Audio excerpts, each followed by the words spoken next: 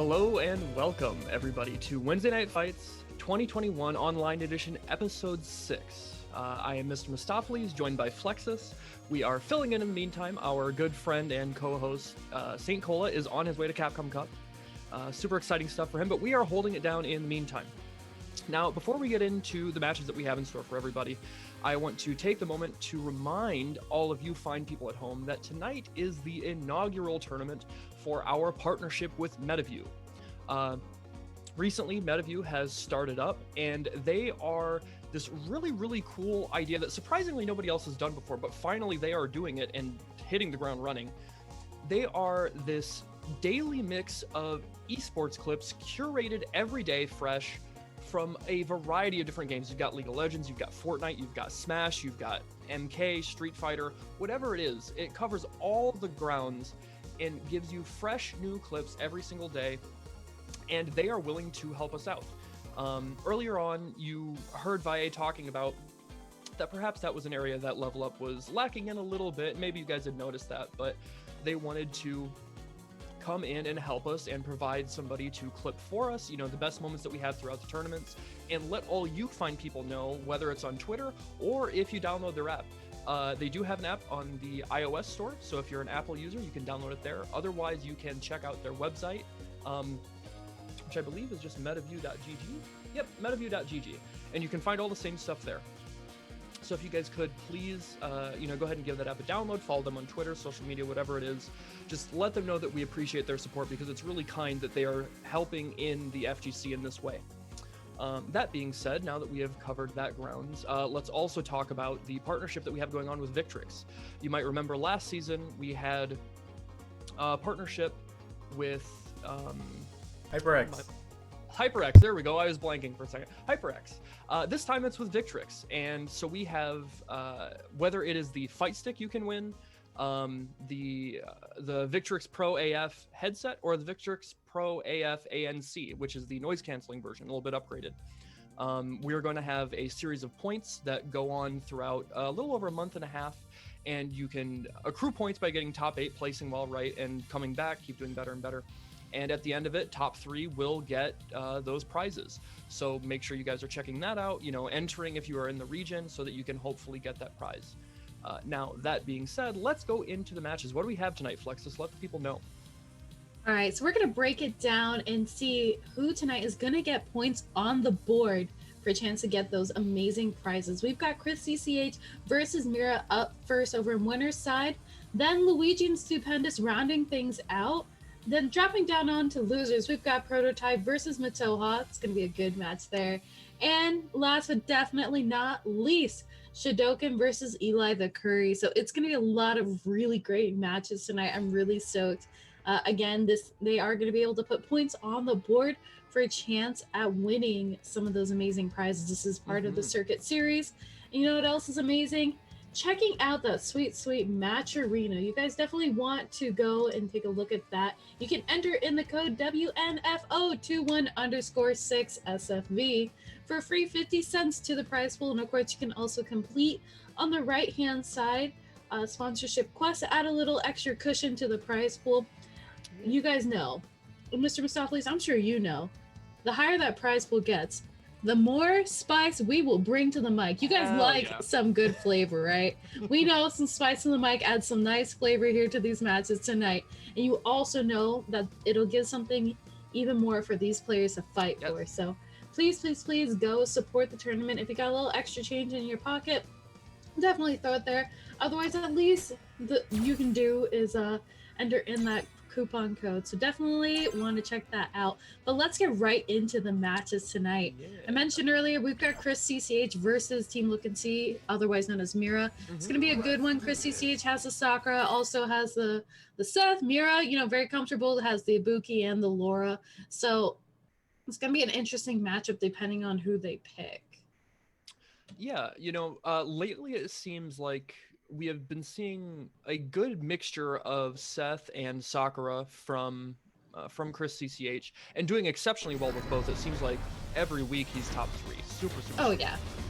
And last week, I can't remember specifically if these two met up, but I remember Mira starting on winner's side last week, and then pretty promptly going 0-2. So that being said, I suspect that she has studied the tape, done her practice during the week, and we will probably see a different, different result this time around.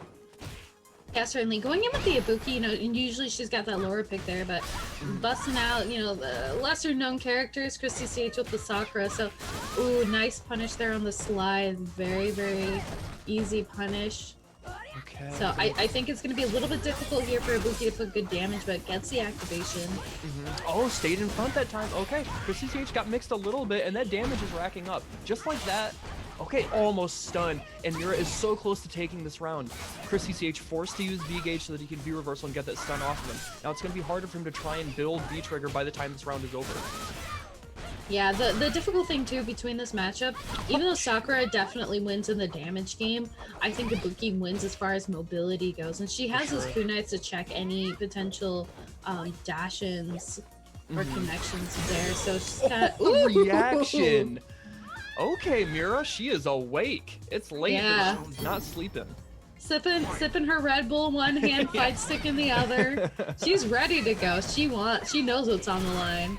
Okay, yep, EX Hatsu was safe, but Mira's still able to find a buffer afterwards. And then they dash into each other. Okay, she's getting over the ground space here, but finally the EX uppercut from Christy CH, and one right back at him.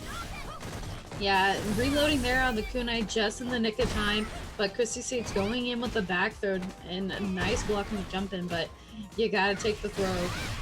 Oh man, she is dead. That's gonna be it. Yep, uses the meter, closes it out with the V-Trigger uppercut, and just like that, Christy CH ties it up at a round apiece.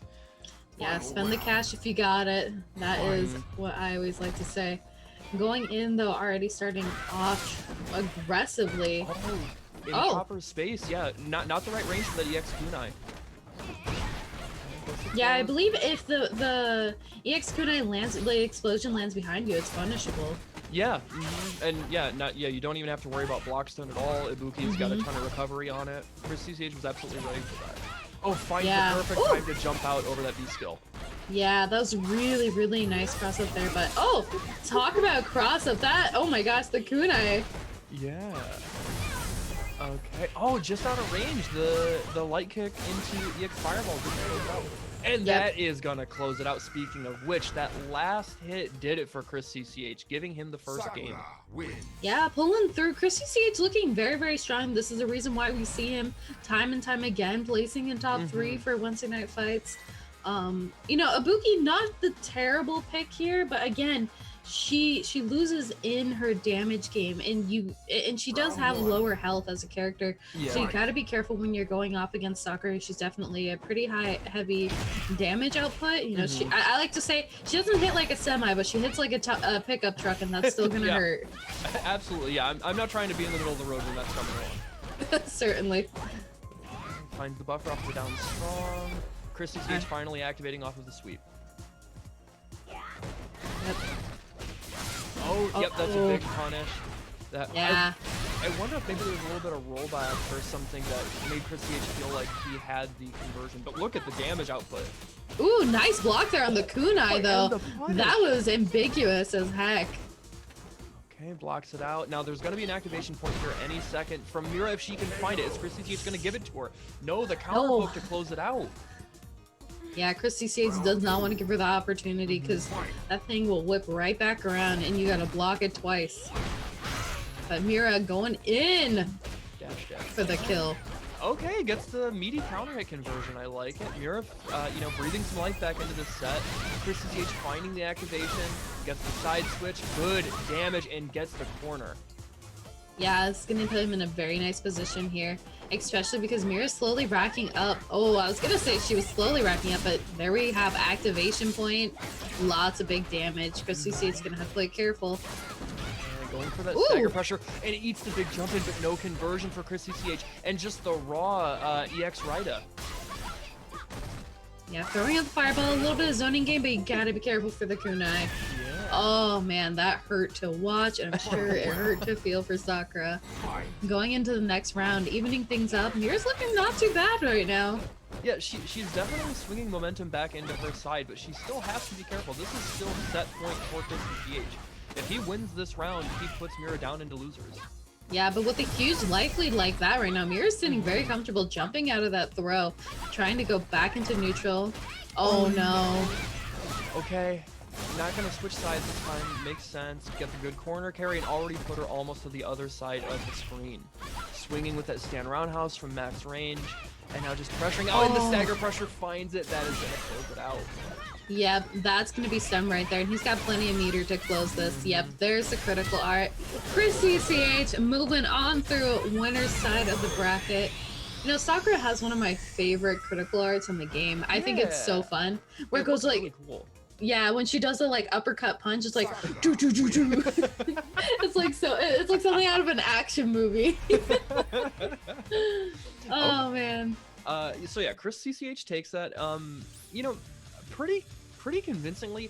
I think the biggest thing for him right there was just like there were never really any moments where his offense was halted.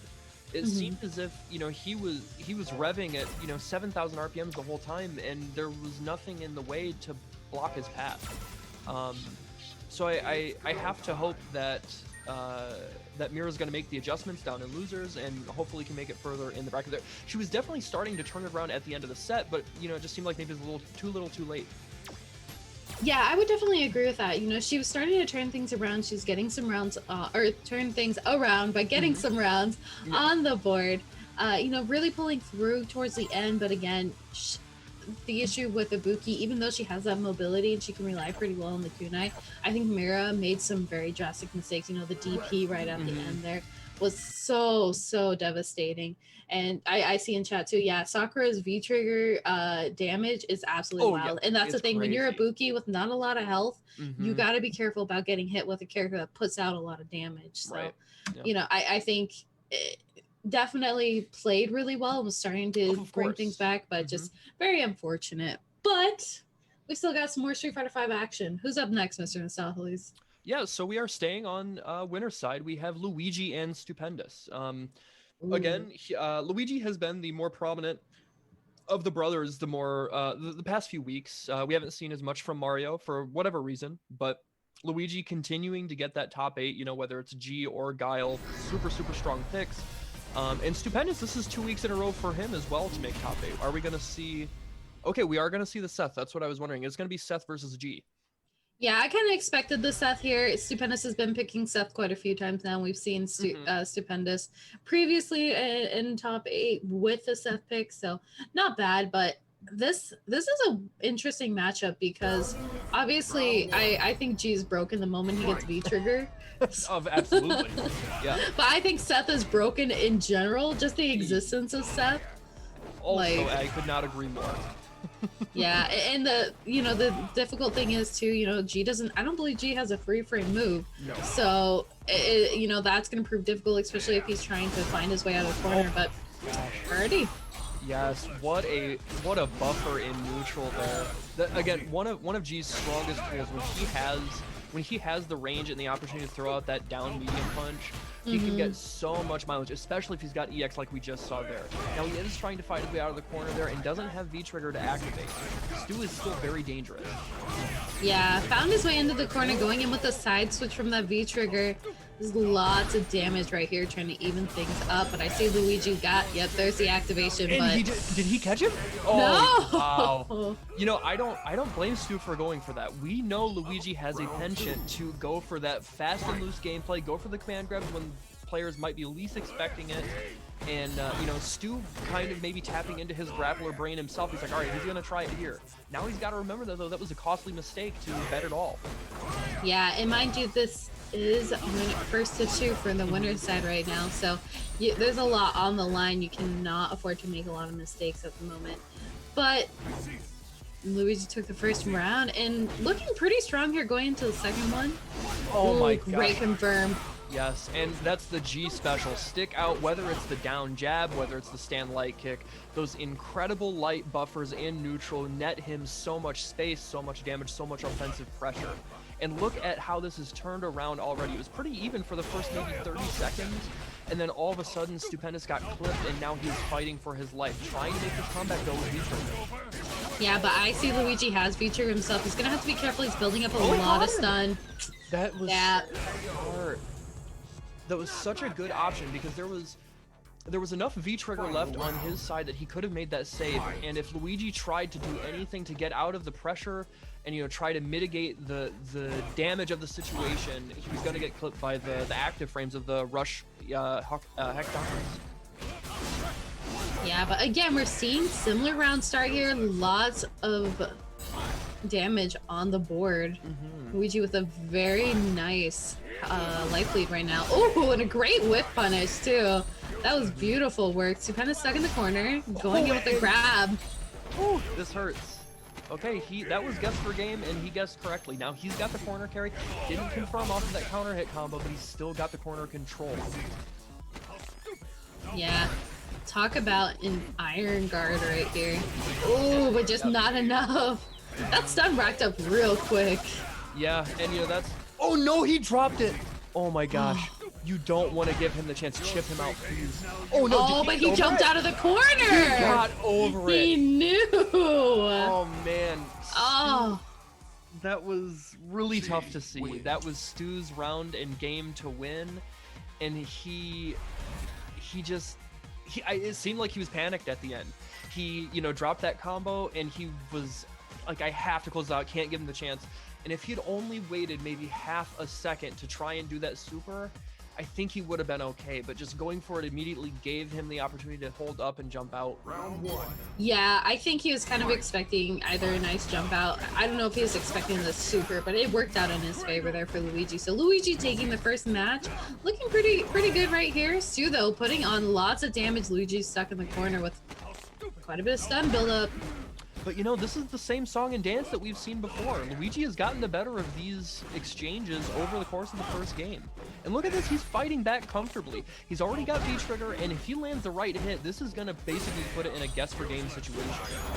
Yeah, there you said it. Predicting the future, the commentator's curse. Drop the combo though, a little unfortunate right there. He still has V-trigger, so this means things are evened up in G standards. Oh yeah, Seth is absolutely shaking in his boots right here. Look at this! Look at the conversion from mid-screen. That's an easy 325 damage, almost built up super. No command grab, Stu gets out of it. Yep, activation time of going in with the throw. Maybe trying to shoot for that chip again by building up this gray life. Yep. Okay. I'm relieved smart. for Stupendous. I am relieved for him. I was like, please, just chip him out, spend it, it's worth it. Yeah, that was definitely smart there too, because you're kind of stuck in blocks and you're forced to, you know, block the fists there. And unfortunately you build up a lot of that gray life, so. And I think, correct me if I'm wrong, but I think Luigi had V-trigger still at the end of that, so worked out in his favor. Okay, and look at the stun on Stupendous side. It is mounting, only a couple hits away. Look at that, it's one hit away. There's the stun. Downtown by the overhead, that long range. Oh yeah. That was a quick round. Yeah, it's very fast. I look away for a second to grab my water.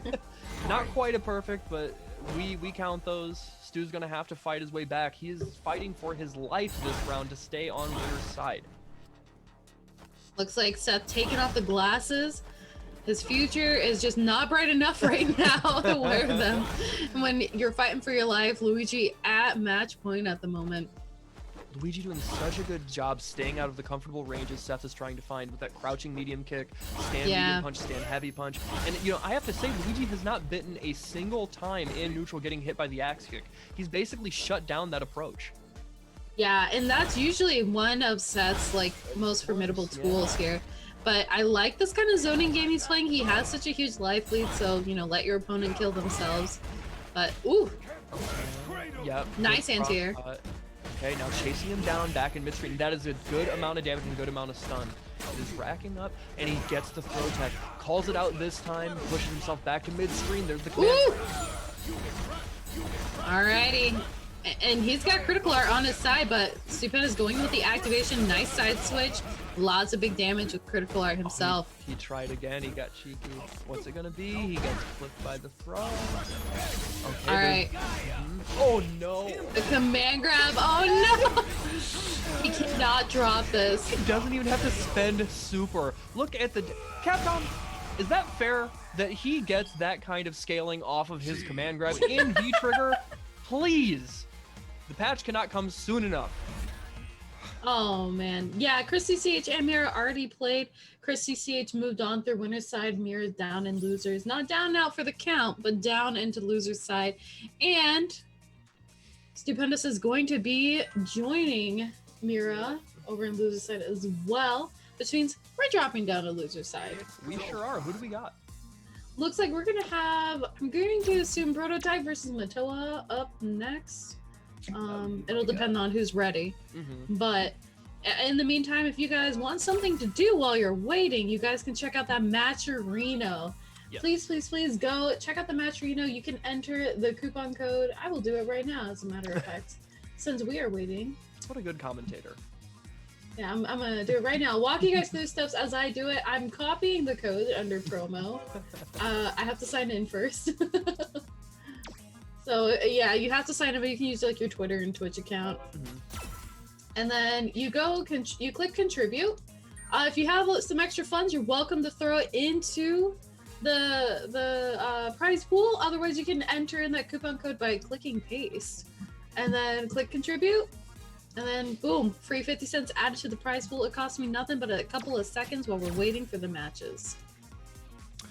And also, guys, just want to remind you, if you guys are enjoying any of these matches, you know, any of the calls that Flexus and I are making, feel free to clip that stuff and put it on Twitter, put it on Facebook, wherever you want to put it.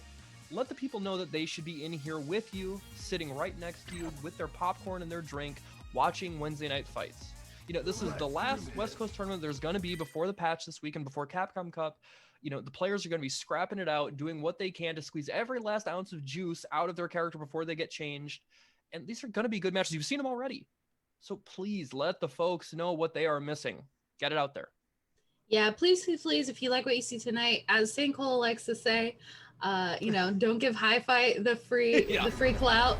Clip some of your favorite moments tonight so you can get that clout for yourself and share these awesome matches. And speaking of awesome, we've got Prototype versus Matoha, an interesting matchup with characters we don't normally see. Yeah, that is true. You know, there are only a couple Balrogs left now that character's been nerfed pretty heavily, and E-Honda is slowly but surely getting more popular, but still not, you know, something like Akuma or Cammy or Karen, right? But that character has been doing a lot of work on both coasts and in other countries. You see Daigo using it, but Prototype is not a stranger to getting top 8 here. He has done it before earlier this season, so I'm glad to see him back and looking forward to see the match that he puts on. Absolutely, but Matoha definitely giving him a run for his money. You know, had some nice damage with a good life lead so far. I have a feeling there's gonna be a lot of crouching in this match. Yeah, a lot of down back, you know, a lot of patience. And you know, talking seriously about strategy, I think the big difference maker is going to be in the way of Prototype finding the right range to not let Matoha get that V-Skill 2 charge up for free. Speaking Absolutely. of charge up, getting the guard break off of that V-trigger headbutt. Ooh, yeah, that was spicy for sure. Matoha's stuck in the corner right now. I think the one thing that'll kind of prove difficult too is those butt slams, because Balrog doesn't have a lot of options out of it. Oh, the trade! Yeah, and I mean, Jesus, did you see all the gray life on Prototype's side? Yeah. The reversals against the butt slams were deadly. They proved fatal. Yeah, that is the unfortunate part there. But again, too, I think, I don't know who wins necessarily in this matchup, but I will say I like the mobility that E-Honda can have against this. You know, he's got a pretty decent dash, and he can do headbutts to kind of close in some distance. Ooh, but nice block there from Matoha. I would think E-Honda would win this matchup, just because the damage output is honestly probably in Honda's favor. He has the command grab if he does knock him down, and then on top of that, like you had mentioned earlier, Flexus, he has that butt slam, which he has to V-reversal it. He doesn't really have a strong option to deal with it after the block. Yeah, which, I mean, I would say Balrog doesn't have to rely on his V-trigger, but ooh, there we go. Matoha finally getting something cooked, but man, you get hit with the headbutt. That's unfortunate. Yeah, Prototype taking a round, you know, taking this first game down to the wire. Let's see if he can keep that momentum, or if Matoha is going to, you know, find the right spacing to harass the dash punch just like that, you know, buffer with down jab. He gets clipped with that crush counter into the EX butt slam for good damage, and look at the stun racking up. All right. Ooh, nice neutral jump there. Beautiful work from Matoha. Gonna get lots of good damage and even up the life bar. Good anti-air. Look at that! In just maybe 10 seconds, he's taken the life lead back, and now Prototype is forced to activate into V-Trigger, and hopefully he can find something to try and get this life lead back in his favor. Yeah, found his opportunity there, going in with the throw from Prototype. EX hand slap. Was so good. Okay, and he clips him again, and he's dead. That's gonna close it out. That EX command grab, the EX Oicho does a lot of damage. Yeah, like I said, this is I feel like as the story is playing out, it seems like a more and more difficult matchup here for Balrog. Matoha very convincing, Prototype very convincingly taking that match. And, I think he put out a lot of good damage. And the thing that worked really well for him too was his butt slam pressure, because you can't really move forward, you can't really do a whole lot. So your movement's really impeded unless you're like able to throw out a potentially risky button to close in the gap. Going back to neutral here, yep, blocking that V-Skill 2, the V-Skill 2 dash punch. It is safe. I believe it's actually +1. Okay. And then decides the pressure after the V-reversal. That couldn't be punished by E Honda, and now he's going to the hands pressure. Look at all the chip damage he's building up. Yeah, it's definitely a lot there. And I think too, Balrog kind of has stubby buttons, so it's really difficult for him to punish some of these moves. Oh, great crush counter. Lots of damage. Misses the throw. Yep, he tried to go for the Kara Oicho. I like it. He hadn't really presented that option much in game 1. It was towards the end of the second round. But now he's starting to show it as an option, so Mateoha has to be aware on defense. Okay, get some more chip damage. And now going in, EX, again, forcing him. There's that twice he has punished that V-reversal attempt. Yeah. It's a great defensive tool, but you have to be really careful on how you use it. Going in with the throw, I would say he's almost like one hit away from death. If Mateoha finds the right hit, he's going to be able to close it out too. He's got fully stocked with super, but he runs into what is probably a medium headbutt. That's a good chunk of damage. And Prototype is sitting at potentially set point to knock Mateoha out of the tournament. Can he keep it up? Yeah, again, he's looking very convincing right now, Prototype. Oh, nice punish there. I believe the heavy butt slams one that lands behind. And yeah, good punish again, going in with a back throw. Keep him in the corner. Okay. And yes, good corner control right now from Mateoha, but Honda's pretty comfortable in this position. He is a charge character with good charge options, so he can just chill and not feel super pressed to try and get out. Yeah, but Prototype right now activating, going in with a headbutt, finds his way out of the corner with a throw to follow up. Oh. Micro walk EX command grab. I love it. That is the command grab character that Prototype wants to use over Alex. There it is. Another command grab, but oh, the punish there, closing out the round. He got a little cheeky. One of Honda's strengths is his dash. It's not the fastest. I believe it's 17 frames, but it goes an exceptionally long range. And so Prototype tried to sneak one over on him, but Mateoha was ready. Yeah, it looked like Mateoha really pulled through there. But again, Prototype seems to be putting some really good damage on the board, and the V reversal. You gotta be careful. Okay, find the reversal grab, and now we're back to this chip damage. Whether it's headbutt, whether it's hands, that is Honda's game plan. He wants to rack up as much as he can, put the pressure on you, so you feel obligated to use your V reversal to get him off you. Now we've seen a couple of punishes too with his V skill, so Mateoha is really gonna have to be careful with that. Oh, talk about punish. Okay, called out the dash. He was able to tech the throw. And now Mateoha just going back to his own chip damage, just spacing out these dash punches correctly. And I like that, using the opportunity to V-Skill 2 charge. But using the V-Trigger headbutt, he can get back in there and close it out. Prototype going up 2-0 to eliminate Mateoha from the tournament. Yeah, unfortunate loser side, you're down and out for the count. But maybe we'll see you next week. So great work though from Mateoha. I like his use of the V reversal to try to keep this like Honda pressure off of him. and not build up too much gray life, and particularly not build up a lot of stun. You know, I don't think we saw stun at all during those matches. So definitely an okay answer, but again, I think when you're Balrog, it's so difficult to like with your movements shut down by Honda. So I think it's just a really difficult matchup, and you really have to know the matchup well to kind of like move around the tools, for lack of better words.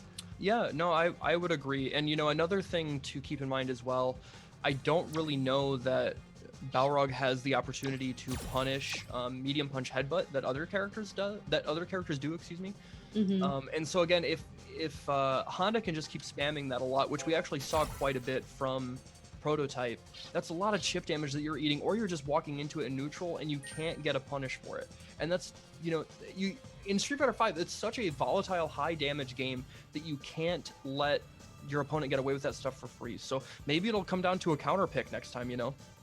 Yeah, certainly. And again, too, this is the great thing about Street Fighter V. There's such a huge roster of characters, so you can pick characters to counter pick characters.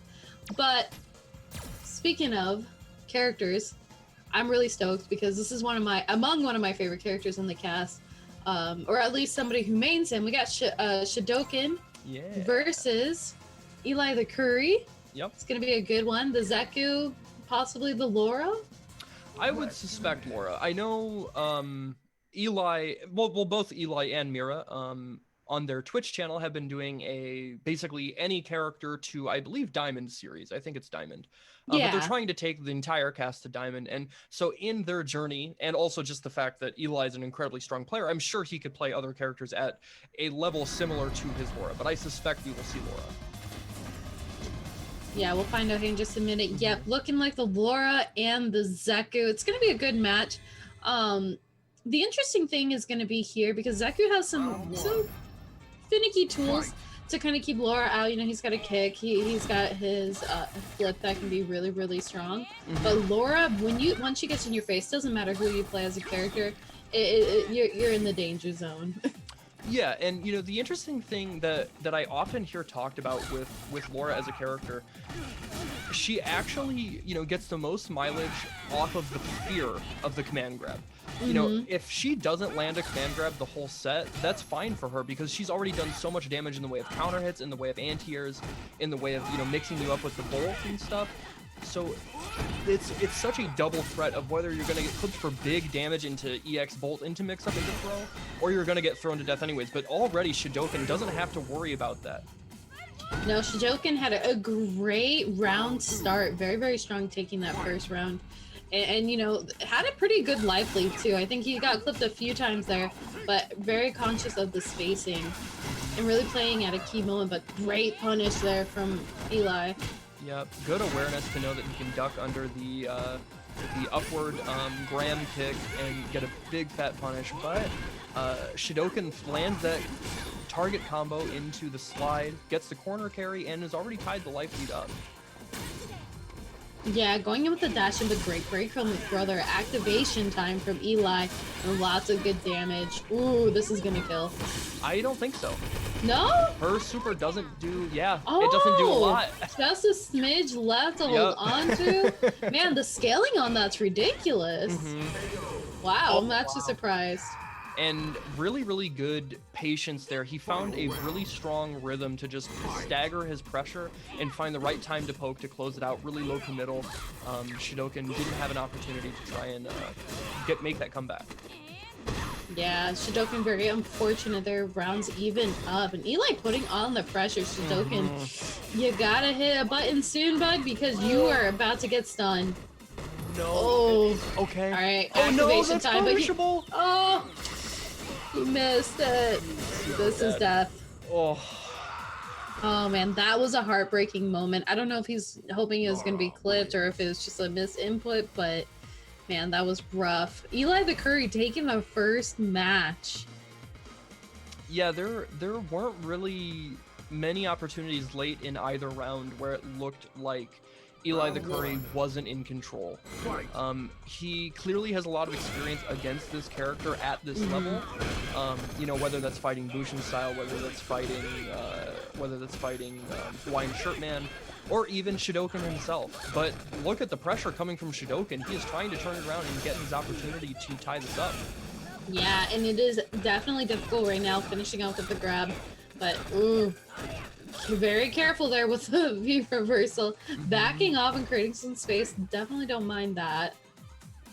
Okay, Eli slowly approaching from mid-screen, walking Zeku down to the corner, and does have to be a little more careful of his approach since it is old Zeku, so he has that opportunity to use EX reversal if he's a little too hesitant and a little too worried about Fireball. Yeah, oh, thread the needle. He finally found his moment to get some nice damage on the board and take back. Oh, look at the damage. That did so much. Yeah, back throw does some crazy damage. The Weasel will close it out. Okay.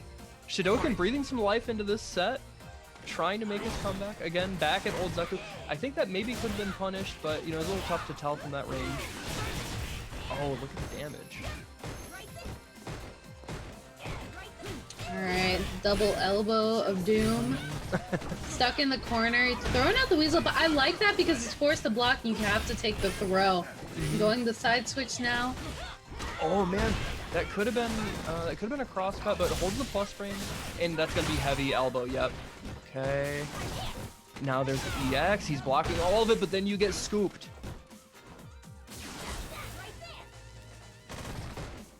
Alright, you stuck in the corner now and you... Ooh! Oh, that hurts. Almost dead. One hit away. Is he gonna land a hit? Okay, that's a lot of chip damage. Yeah, it's definitely a lot of good damage there, and he does still have V-trigger activate. Oh no! Oh! If it wasn't gonna be the bolt, it was an elbow to the face that looked like it hurt. And that is such an unfortunate scenario to find yourself in. That is, if that were a Shodown, if that were a Akuma, Sakura, Ryu, Ken, they absolutely would have been clipped there because of the extended hurt box on the fireball throwing. But Laura doesn't have that. Nope, she's just a tiny bolt and a tiny hurt box to follow with it. Alrighty. Eli already having such a huge life lead, he's close to stun. Yeah. Okay, he calls it out. Okay, here's his opportunity. Gonna use the V-trigger to get the extra damage and the side switch.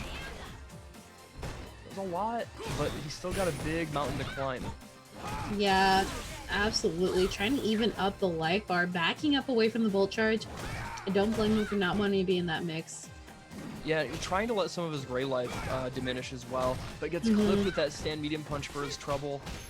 Okay, he actually caught him with the day one. That hurts. Yep, and lots of damage following up. Gonna go with the back throw to close it out and even things up.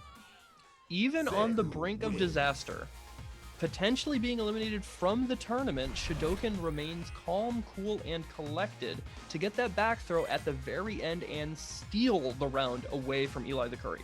I have to hope that Eli doesn't get shaken from that. He's a super strong player. He's played on big stages.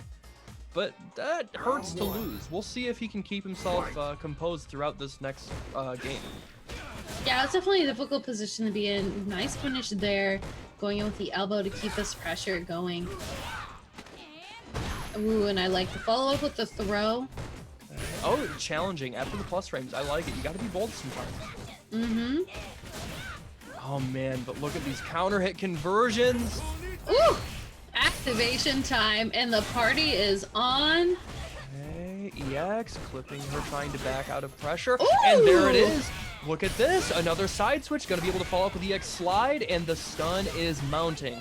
Oh no, but that is gonna close out the round. I would agree. Laura is a cheap character. I talked about nerfing Seth, but nah. Laura needs some work. Yeah, she's a little oppressive, as the kids say. Yeah, alright.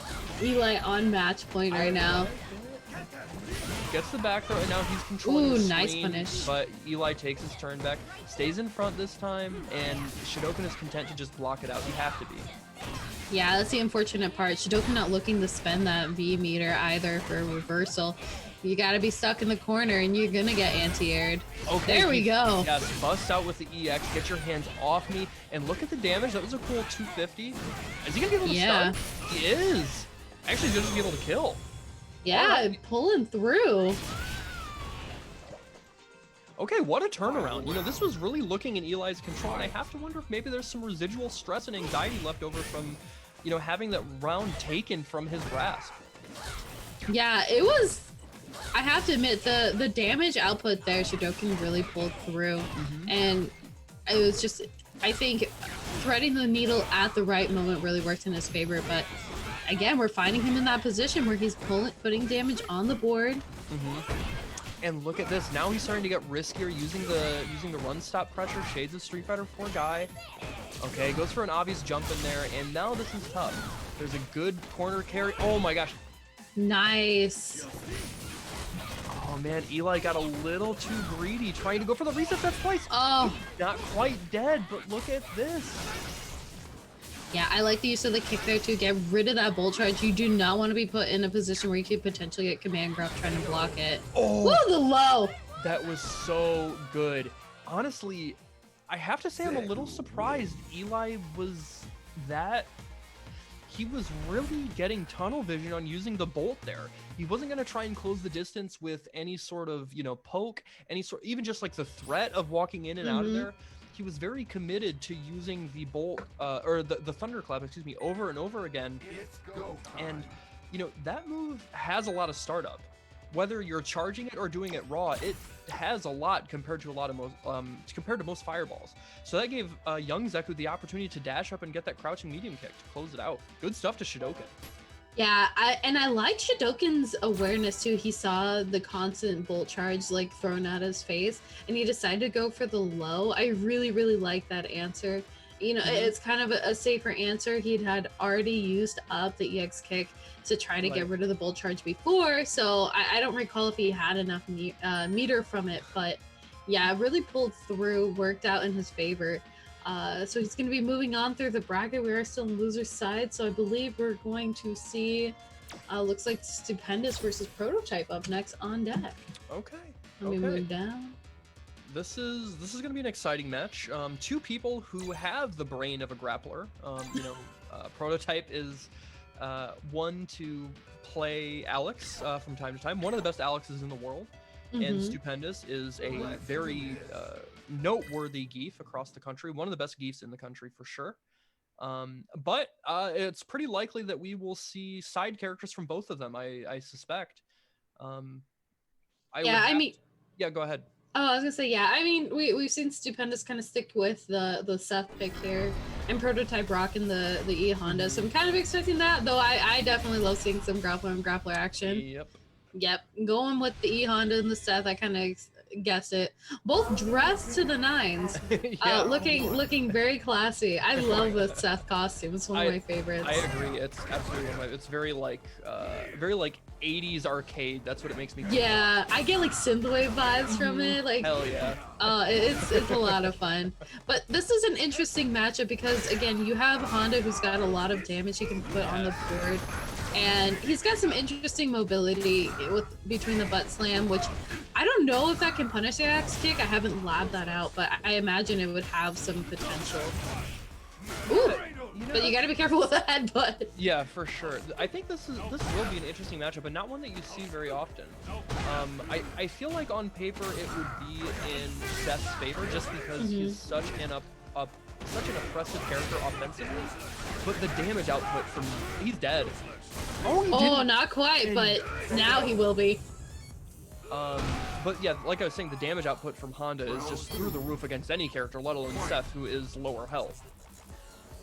Yeah, I would definitely agree with you there. Even though Seth has the mobility and he can definitely outrange, I think E Honda has some tricky stuff that you have to be able to maneuver around.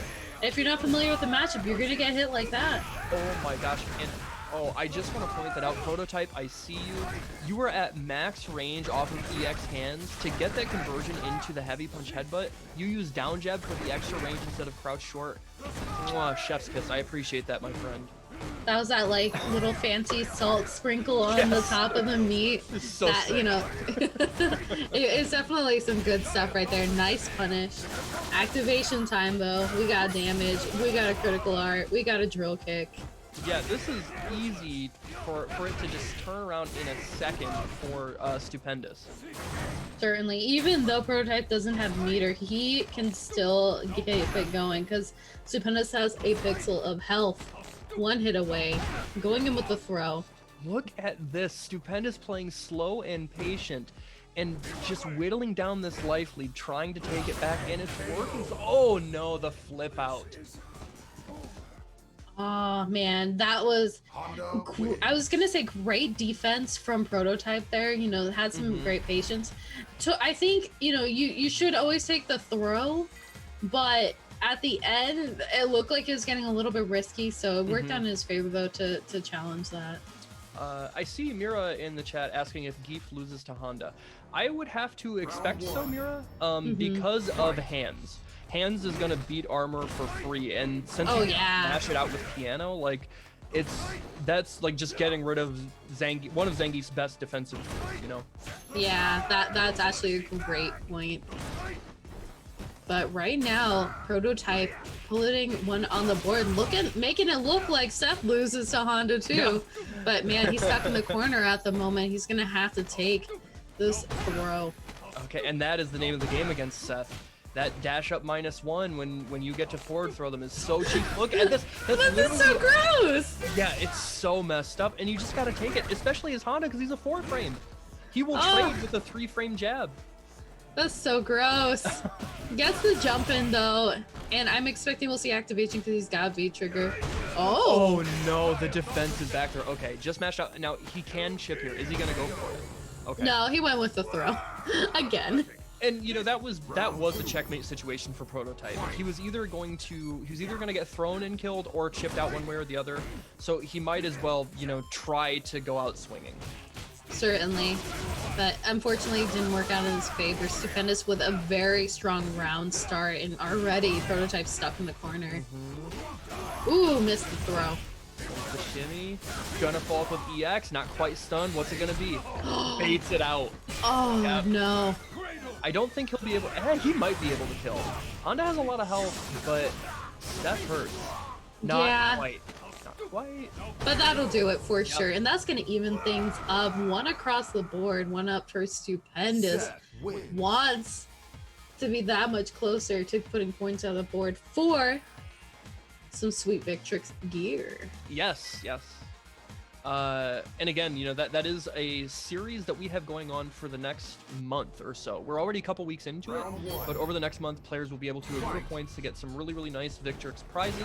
But we're not there yet, so let's go into this next round. And Stupendous is just really, really taking a commanding lead. You know, that first round looked pretty tough, and like Prototype was feeling really comfortable, but slowly but surely Stupendous has put it back in his favor, and now Prototype is struggling to find an answer. Yeah, Seth has some really nice range, and he has a great jump in that worked out in his favor. We saw it just there. So that's definitely some strengths that Stu can rely on that he used prior. Backing up though right now, I imagine he doesn't want to get clipped either by the hands or the headbutt, but oof. No, you gotta be careful. That's so much damage in neutral that you just don't have to take, but it's so easy to walk into. And now, okay, we're seeing him use the axe kick option more. He's been using jump light kick a lot, just like that, just the cross up. But Prototype is able to block and doesn't get the follow up. Nice block there on the cross up and going in with a full head charge. Look, oh my god, the damage off of that anti-air. That is, oh, not quite dead. He's got a sliver and he has an activation. When's it gonna come? Ooh, talk about blocking. A very ambiguous butt slam there. Worked out in his favor. Going in with the side switch. Oh, the B reversal. It's either game. And Stupendous, he can chip him out to win. He absolutely can, but he can't overextend. Obviously, Prototype is looking for that. Oh my gosh. Oh my gosh, he tried to do super, that was an input error. Oh no! Absolutely super, and Stu dropped it. Oh. And now Prototype is sitting at match point to eliminate Stu from the tournament. He's got to clean this up, got to tighten it up. Yeah, taking off the sunglasses, he needs to see clearly. And starting it off strong again. Ooh, great reversal too. The XDP, and now one hit away from stun. And he shimmies him. Now again, Honda is, oh, he's not stunned. Oh. Holy crap. All right. Yeah, the axe kick's gonna do it. Nice. Okay, good defense from Prototype. That is something he's absolutely known for. He's a very patient player. You know, gets clipped there, but that was basically a lost cause round anyways. He can go into this next one feeling, okay, he didn't spend any meter unnecessarily when he didn't have to, and he's still kind of in control, I feel. The onus of making a comeback is on Stupendous. Certainly. And he's looking very convincing at the moment. He put a lot of damage there, and it is match point for either player. Backing up away from Hand's range. Stu really just walking in and out of the range of crouching medium kick and crouch roundhouse, because that puts him close enough where he can either try and go for those block strings, right, or it gives him the opportunity to jump in and mix it up, whether it's going to be axe kick or jump heavy kick or jump short. It really lets him control his offensive approach and make Honda struggle to have an answer. Certainly. Nice defense though here from Prototype. I really appreciate it, even though he got clipped with that. Oh, but man, Stupendous finds his mark, going in with the critical art. This is some big damage. Yeah, it's gonna give him a beautiful life lead.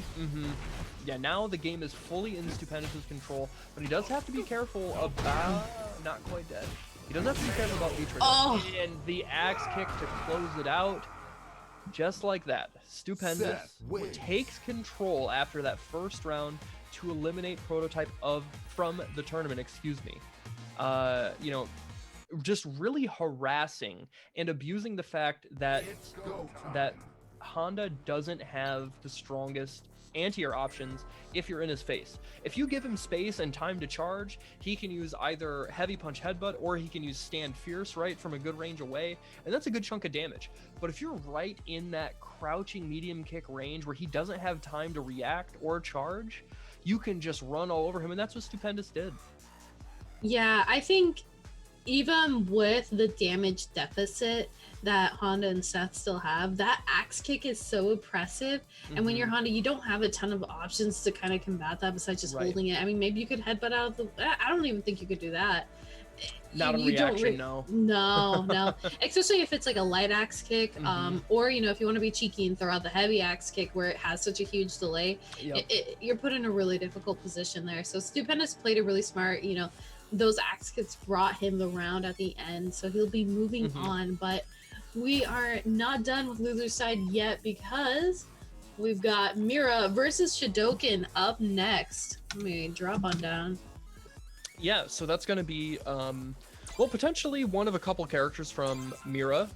It could be Laura, it could be Ibuki, it could be Poison. But Shidokan, as far as I know, only plays Zeku, and we saw him, come back from a really big deficit, both in regards to just like the control of the match and then also just being down almost at set point and stealing it from Eli the Curry. So he's got to be feeling, a lot of pride and confidence in pulling it out like that and moving on. Yeah, I would imagine if, seeing the match, how it played out with the Zeku and the Laura, maybe expected an Ibuki because she had picked Ibuki prior. We'll definitely wait and see here in just a moment. And it is looking, looking like the Laura. All right, we're going to get a different flavor of ice cream here. We got the vanilla, and then we have vanilla bean. There's a difference because there's a bean in the name. I'm just joking. I actually don't know the difference between the two, but what I do know is Mira taking a lot of damage right here. Ooh, but throwing it back, going in with the side switch. Okay, gets the buffer off of the down strong and EX Hazanto. That's good damage and good corner carry for young Zeku. But Mira's able to land the right hit and goes for a cheeky reset, giving the big punish opportunity to Shidokan. Look at the damage. Oh man, I know. It is a lot of damage right here. Mira in the corner finds her way out though with a great grab. This is the thing that I think differentiates Eli and Mira's Laura is Mira is far more aggressive, where I think Eli kind of lacks. He's a little more apprehensive. We saw obviously that's what sent him, or that's what cost him the round with the bull charge. Mira is far more aggressive here. We're seeing her going in. Yeah, see? Oh, and look at that, the shimmy taking full advantage of young Zeku not having a reversal, not quite stunned, but only one hit away. Ooh, uses that V reversal for dear life, tried to slide in, but gonna get clipped with the bolt charge 2 times. And those trades are not in his favor. No, it is a difficult. Oh man, Mira with a huge life lead right now. Shidokan's gonna, yeah, he's got critical art. He's got lots of meter to play with, but he's gonna have to. Yep. You can only block for so long against a character like Laura, especially when you don't have a reversal option. That, you know, right there at the end, you saw Mira aware of the circumstances. She had a dominant life lead. She, you know, he had a lot of meter on his side, right? But at what, you know, what good does that do? That's a super option that starts up slow, can be baited out easily, and would be a last-ditch effort to try and get some damage on the board. Mira was in total control and knew how to play her cards right. Yeah, certainly. I mean, you can maybe try to do the EX, you know, slash kick there to combat against that bull charge, because that's such a huge tool for Mira to be able to get in. But man, already with multiple elbows, the grab, the damage is there. Yes, and the worst, you absolutely cannot do that against Laura. There's the command grab to get the stun. Easy peasy lemon squeezy. Gets the command grab for the extra meter build. And she is looking at set point already. It's been maybe 2 minutes. She is making quick work of this match. Yeah, this is what I'm talking about. When you have such an impressive character, and you know, even with the slash kick for Zeku, it's very difficult to you know, get that startup and get that momentum going. Yeah, right now it looks like he's scrambling a little bit here. Wants to stay away from the bolt charge and doesn't want to be in range of that elbow from Mira. And you know what's so impressive about this too is if you actually look at the life totals, Mira's a little bit down, right? But defensively, well, not even defensively, excuse me, she's playing like this kind of passive offense where she has just strictly used basically bolts and a little like quick here to get their corner control, and that is what wins you the game as Laura. When you have your opponent in the corner, and look at that, there's the activation off the stand medium kick, and not enough to kill, but man, still holding on. We've seen the story play out before. Now, can he change the ending? Activation time. Gets faded out. You hate to see it. That is part of the cheapness of Laura. She can cancel that when she's in V-trigger. She can cancel the thunderclap into a backdash and bait out, you know, reaction V-triggers like that. Yeah, that was, man, that was definitely a rough position to be in. For Shidokan. I think really Mira just kind of steamrolled, to be blunt, Mira steamrolled him through those matches. And again, this is what I'm talking about. Mira is a very, very aggressive Laura player. And if you don't shut down her momentum, she's going to keep going and she's going to keep being in your face. So very unfortunate there for Shidokan, but still played really well tonight. Obviously, he pulled through to be into top 8, so great work to him. And thank you so much to him for competing, but we're going to be moving on. I'm excited for this one. This is going to be a good match. Yeah. But before we get into that, I just want to take a quick second to remind you guys to check out MetaView. They are our newest partnership. They are a recently started up tech company that are providing daily curated esports clips. You know, they have everything from League of Legends to Fortnite. I think they have Counter-Strike, and then they've also got FGC stuff. They've got Smash, Street Fighter. The best stuff. Yeah, the best stuff. I think Mortal Kombat is on there too. But they have daily curated clips, the best moments from your favorite content creators, your favorite events that you can watch from the comfort of your phone. They have an app on the iOS store, as you see right there, but you can also watch it from the web.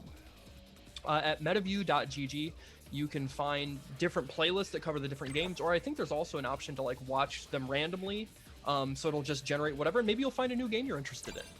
But nevertheless, they are kind enough to support us in our endeavors of Wednesday Night Fights, and they are going to start curating the best clips that they find from our tournaments and putting them in a special playlist. So please support them, let them know, excuse me, that you and us and we appreciate their support and we want them to stick around. Make sure you guys thank them, you know, hit them up on social media. Download the app on iOS. Yes, download the app, all that stuff. Make sure they know they're appreciated. Absolutely. And you can, of course, go and support Victrix as well. They have partnered with Wednesday Night Fights for this tournament circuit. So I believe the top 3 winners for the circuit will get a Victrix fight stick, and then I believe second and third place get the headsets or something like that. That's too much money. Too much money. Oh, okay. No, wait, no, the fight stick too for many prizes. It's all good. It's all good. No, it's only the grand prize winners of each game. So that's what it was. Damn, top 3 getting the limited edition sticks. Wow. We only could wish. We only could wish. You will. We've got that fighting game money, so. Oh yeah. We're Hollywood around here. Yeah. Let's get into winners finals. It's going to be Luigi versus Chris CCH. Yep, going in with Luigi, the Guile, the Seth is going to be a good time. Oh man, Chris CCH already strong. Going in with the V skill, not close enough to get anything from it. Okay, taking his turn back with that throw and trying to find the right range to use that crouching heavy kick. You know, it's going to be a good deterrent to stop the startup of Guile's booms, but you have to find the right range for it. Otherwise, you're going to get clipped a lot, get walled out, and next thing you know, you're down 30% life.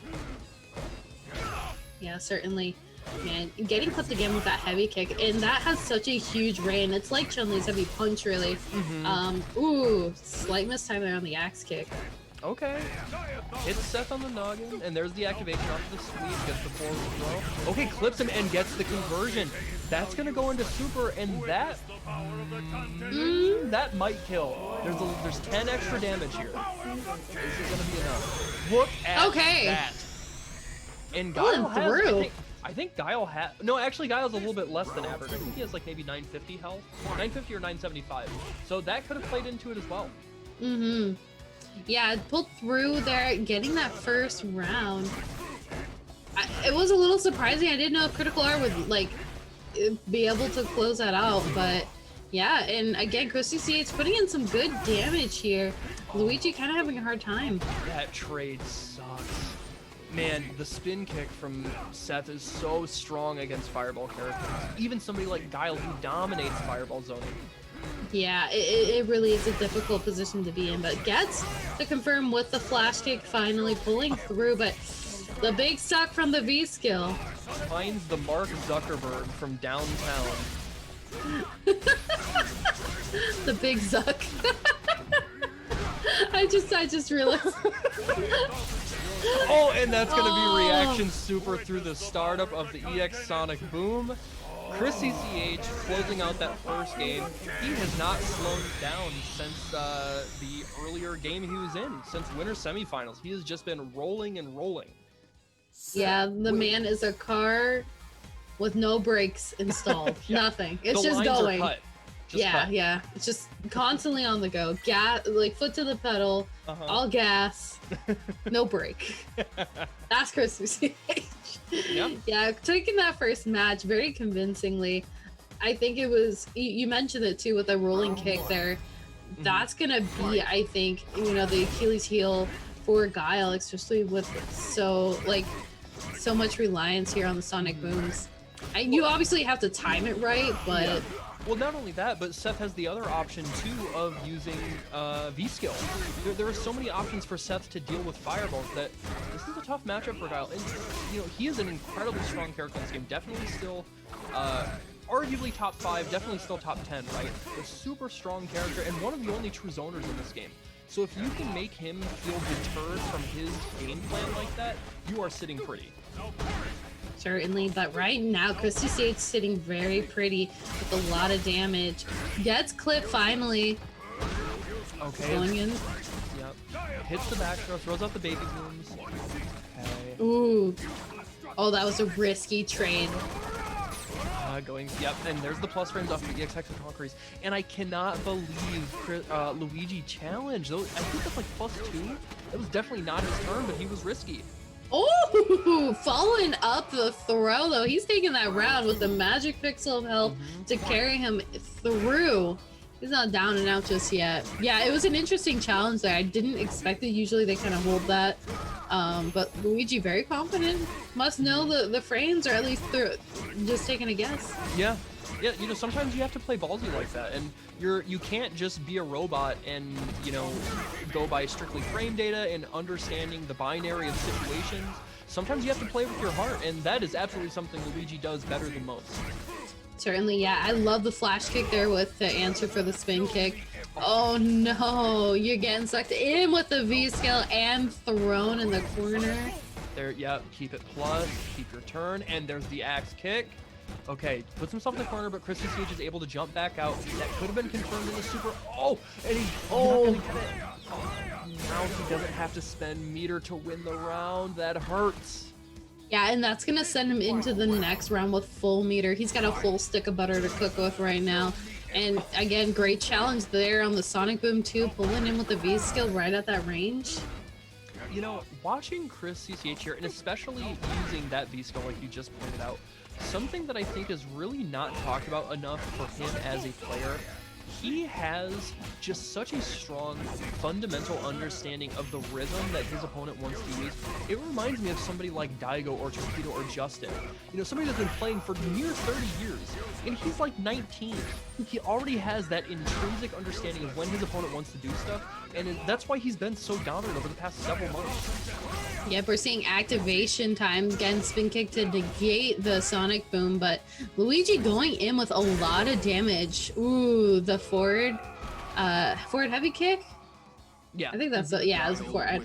I always get the upside down kick and that one confused.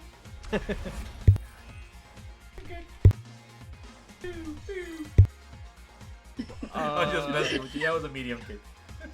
Oh, it was a medium kick. Okay, I always get the upside down kick and that one confused. The upside down. Oh yeah, that kick was is, Sobot, right? Is hard kick for sure. The annoying one. The more annoying one. How's that?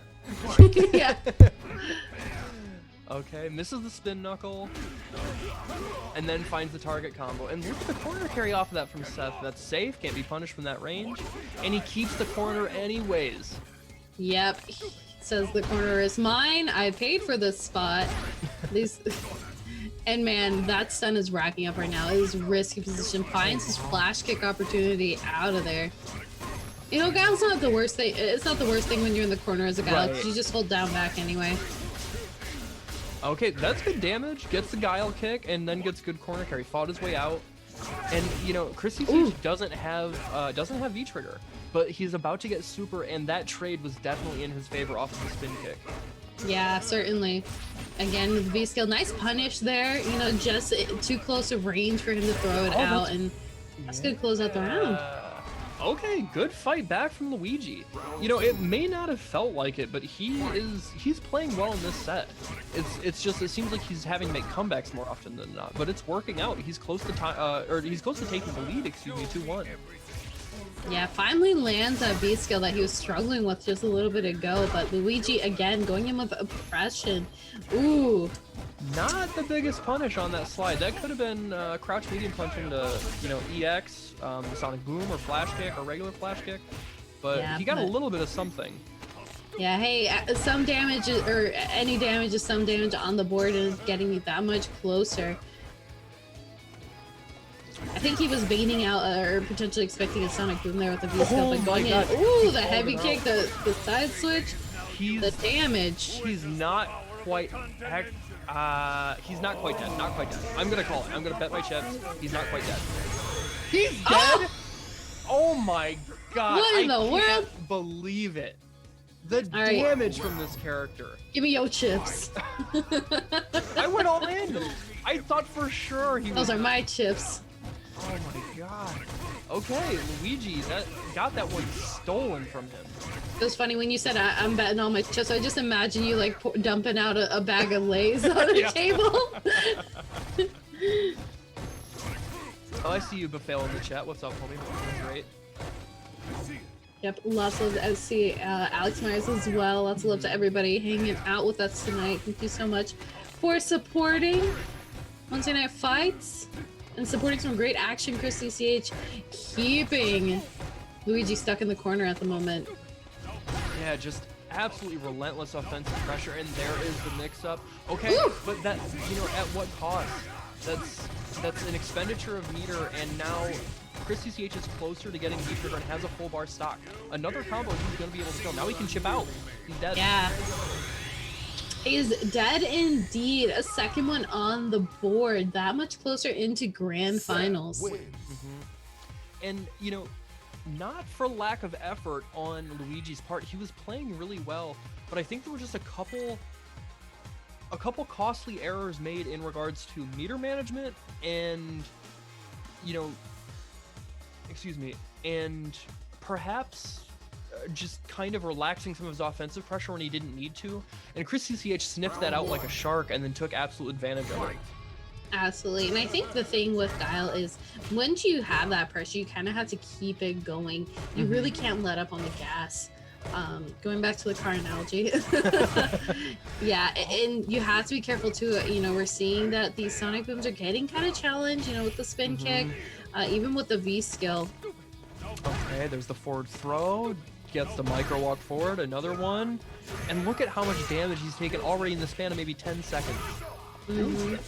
Nice little combo there from Luigi, pulling through with some good damage, but gets caught again with the V skill. Okay, there's the forward throw, and again, that's a -1 situation. Guile doesn't have a 3-frame. Look at the chip damage. Oh man, the activation time, the baby booms are out to play, but you get woken up with a DP.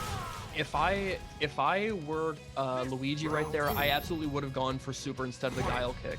You have to do as much damage as possible and make Chris CCH sit there and wait for a while. Don't give him the opportunity. Like that, to me, that EX reversal was easy to spout out from a mile away. He hadn't done it all set yet, and now that was the time to stop the momentum.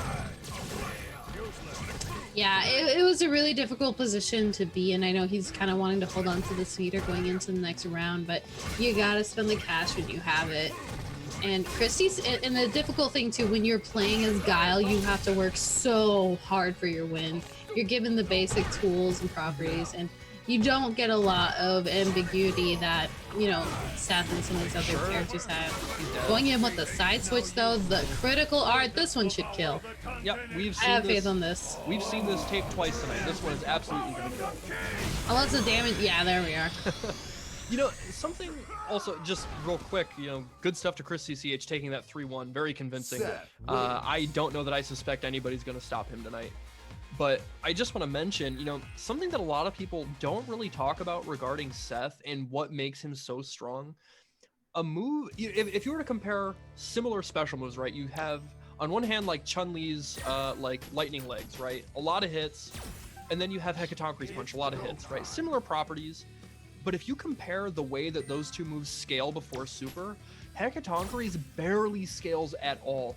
It allows that last hit of super from Seth to do so much damage that's why you'll hear a lot. I mean, hell, you heard it from me earlier tonight. I thought for sure that Guile was going to survive one of those combos, and he still died.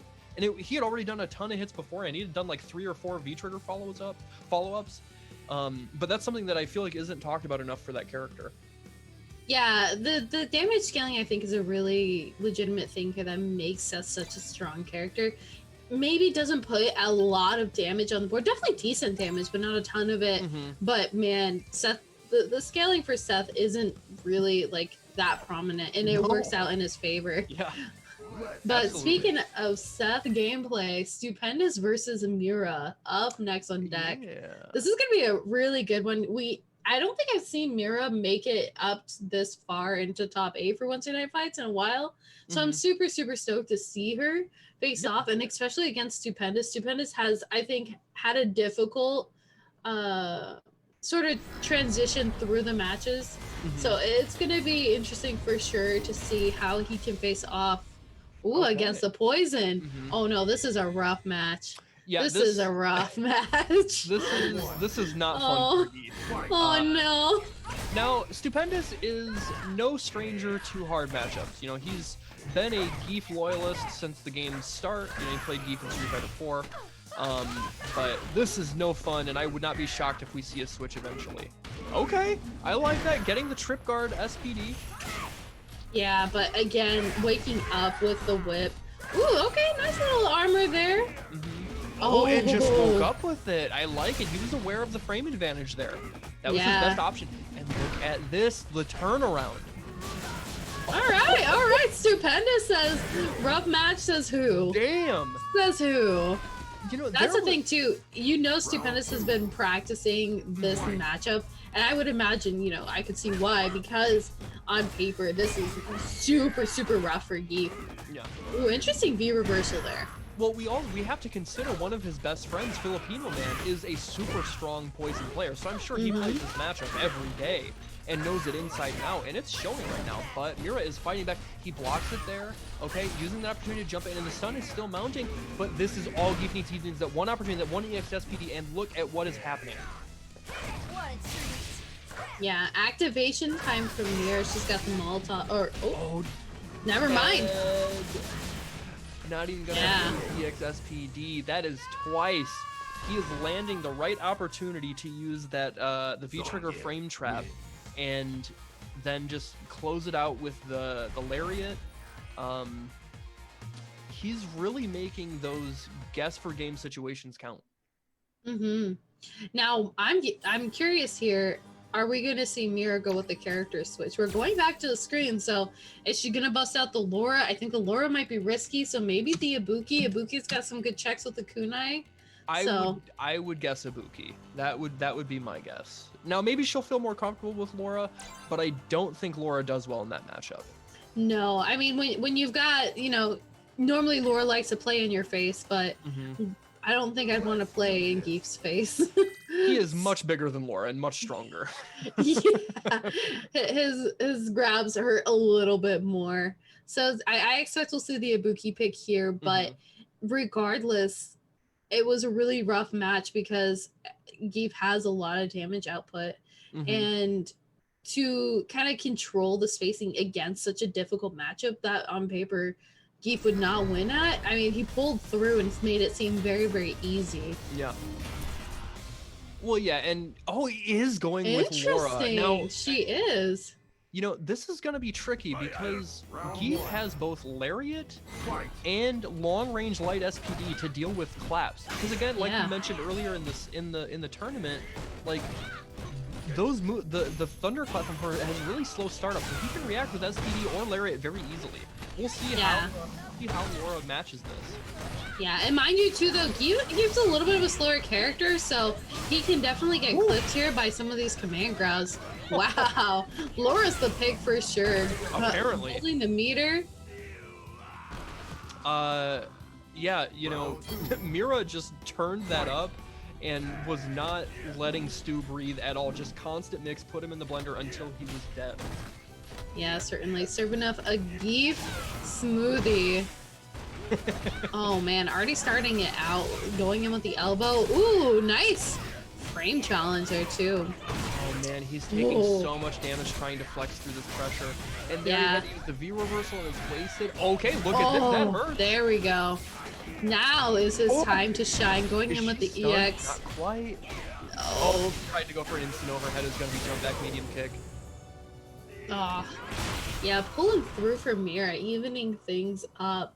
Laura wins. Yeah, you know, I thought for sure that would not be, and I mean, you know, just because she played so well and made that look kind of free, it still doesn't mean that it's in Laura's favor. But it's at the end of the day, it all comes down to the player matchup, right? Yeah, absolutely. And the familiarity with the characters you're playing against, obviously Stupendous is going to have to pull through and kind of negate some of that pressure. And the other difference too, Laura has some decent range normals that can kind of put her at an advantage, where Geef, again, a little more stubby. You know, he's got maybe that heavy punch, but you can slide under that if you really want to. And a lot of that normal that we saw from Laura is that crouching medium kick. Deceptively long range, can confirm into light punch bolt, and even if it's on block, it's only -2. Oh, there's the back throw. This could spell disaster. Yeah. Ooh, but apparently that's not how you spell disaster. Getting out of the corner. I had something smart to say there and I dropped it, but look, right now, Mira, jumping. I look like maybe missed input, but jumping out. Okay, Stu opting to build a little bit of meter by headbutting the bolt. Okay, there's the command grab. That's going to take it. Absolutely. This is putting Mira right now at match point and looking pretty strong to move through it. She learned her lesson with the poison pick. Yeah, never again. Says what's on paper is not always the case. Okay. Oh my gosh, and the dash forward sunset wheel. I love the brazenness. Oh, miss it there. Gonna get Look at this grabbed with a critical art. This is a lot of damage. Oh. Look at that. Takes the life lead back, and all because of that delay rise. That's such a strong option against grapplers and that set play game style. Certainly. Clipped there a little bit with the bolt charge, but not a terrible thing. Going him again with a grab. Oh. And there's the cheap stuff that's not quite gonna... Oh, it is gonna kill. Wow, I thought she might have a sliver of health left. Yeah, it's a little bit ambiguous with how much damage is going to be put out with the grab there. But worked out in his favor, put another one on. It blocks it out. This is match point for either player. Yeah, this is going right down to the wire. This has been a really tense match. And good adaptation from Stu. I think the biggest key for him right now is he has really found the right range to play at. He's become much more comfortable, and he's had the opportunity to react either with armor or with an SPD through those thunderclaps. Yeah, he's really pulling through here, but man, Mira is just keeping this pressure going, and I'm seeing that stun build up. There it is. That's it. Yep. Yeah, the bolt charge, and that's gonna do it. Free. If you get stunned off of a command grab with Laura and she doesn't even need meter, but if she has meter, you're dead in Street Fighter 6. Yeah, and beyond. Mira pulling through into losers finals, that much closer to a chance in grand finals. Man, talk about an interesting match. I love the back and forth. I always love seeing more Street Fighter 5 action, but Stu just wasn't able to keep the pressure off. You would think as a grappler you'd kind of have that sense of, okay, I understand another grappler's mindset, but when it's Laura's like she's much faster moving than Gabe, and so I feel like she has the higher ability to be able to move in and out. And obviously, I was just gonna say, and not only that, but she, compared to other quote-unquote grapplers, she's a lot closer to somebody like Abigail in that if you guess wrong trying to get out of a command grab and you get counter hit, it is 10 times worse. Yeah. And so trying to make that right guess is so much more stressful and way more difficult to choose correctly. Yeah, but I will commend Stu as well, though, because he made some great adjustments in his gameplay. Obviously, again, what's on paper does not always mean what's true. He played wonderfully against the Poison matchup and was pulling through, but just a couple small mistakes that really cost him. But again, Mira going to be moving on. We're seeing her up next against Luigi over in losers finals for a chance into grand finals. So gonna be interesting to see how this plays out, because Luigi got a G, he's got a Guile. Yeah. Mira with obviously the Laura, the Poison, the Ibuki. Kind of curious on who they're gonna pick, if they're gonna counter pick or just go with what they're comfortable with. Yeah, we'll see. I'm gonna guess first from Luigi. Oh, Luigi also has a Seth. Oh yeah. But I'm suspecting from Luigi we're probably gonna see Guile first. That would be my guess. But who knows? We'll find out in a couple seconds. How many lace chips are you gonna bet on it? I was gonna put 3 bags. 3 bags of lace. Well, you can keep them. You did go with the Guile pick here. And of course, Mira going with the Laura. We've seen the spice before, and she is bringing it to the table. She took off the jersey too. Damn, she means business. It's a little hot. She's trying to show off. This is a tough matchup for Laura. Guile absolutely controls the range that she wants to try and approach from. Oh, certainly, yeah. Gonna have to find some opportunities here. I mean, you can throw out, the thunderclaps to kind of negate some of the sonic booms, but Guile's booms are just so fast. And look at that here. Yep. That also is so strong. The 7-frame sweep from Guile, long range, absolutely can dominate that range that she wants to try and throw claps from. And all of a sudden that nullifies one of her biggest points of offense. Yeah, but we're seeing that. Oh, no. That's going to do it for the round. I was going to say, too, doing the EX elbow that has that hit of armor works out in her favor. That can negate some of, some of those hits there from Guile. It worked out there, too. Yep, and the sonic boom. Yeah, you hit the nail on the head. That's going to be such a strong tool both for the mobility options that Guile has in the way of his normals that move him, you know, horizontally, and then also the sonic moves. It was really good to point that out. Ooh, the flash kick retaliation. Again, the thing is though, she's got to be careful, but by holding on to this meter. Oh, that was so good. The trip guard sweep. Daigo, please. The V reversal out of there. Get out of my face. Activation time though. Again. I love that. One jab is going to do 200 damage. Oh, yeah, but maybe Mira's not going to give him a chance. Yeah. Yeah, it worked out as... Oh, dashing out of there, but gets clipped. Oh, not like this. Don't give Mira a chance for the comeback. No, you don't want to leave a Laura alive. Ooh, the donkey kick. Closing it out that round. Oh, man. Okay. Okay, a little bit of patience from Mira there. She was expecting maybe the flash kick and it didn't come. There's the EX boom from Luigi and now the back throw for the corner switch. Yeah, keeping this pressure going. Luigi looking so strong. Nice anti-air, the bonk on the noggin. Yeah. Okay, now back to the sonic boom. He tried again, but it was an empty jump. He wasn't quite quick enough for the trip guard. Yeah, great defense there, going in with the critical art. Not going to be enough to kill, but definitely enough to do some damage. And look at the life lead. Against a character like Guile, this is almost insurmountable. Yeah. Oh, I think that maybe that was a bolt charge there, just slightly mistimed. Yep. Maybe you could have thrown out like the EX elbow to close in the gap, but again, you have to be so heavily reliant on meter in this matchup. If you're Laura, that is going to be difficult. So I wouldn't be surprised if we see a character switch, but I don't know. Obviously, this is up to Mira. She's the competitor here, so. And she does have games to work with, right? She's deciding to stick it out with Laura, and if she wants, you know, she still has a couple games to try and, or at least one game to try and switch. But, you know, maybe with some slight adjustments to the way that she's spending meter, as well as the way that she's, you know, getting a little bullheaded in neutral to try and mitigate some of the damage, she might be able to take it. Yeah, and normally too, you know, Mira is such an aggressive Laura player, but in this kind of match, you have to play very passively and kind of, you know, come in when Guile will let you, for lack of better words. Yeah, it's really easy for a character like Guile to bait your offensive approaches, and he can punish you real hard just like that. Yeah, that was very unfortunate there. Must have been feeling a little drafty because she put the tank top back on. But she's got some good meter here to start off the round. Gonna get hit with the crush counter though. Follow-up throw. Okay, gets the cross up, and now she's working on corner control, pushing Guile towards corner from mid-screen. Big punish. Gets the side switch, but he challenges. Yeah, and it worked out in his favor here. He's got the corner control. Not a terrible position, but definitely don't want to be there when you're up against a zoner who can play this neutral ground. The back, or the forward throw, sorry. Oh, and that's going to be able to close it out. Oh, not quite.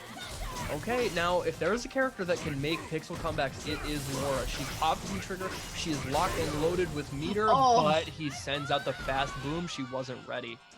Yeah, and that's the nice thing too you have to appreciate with Luigi is his usage of the booms. You know, he's throwing out the EX boom, he's throwing out the upgraded boom with the V skill.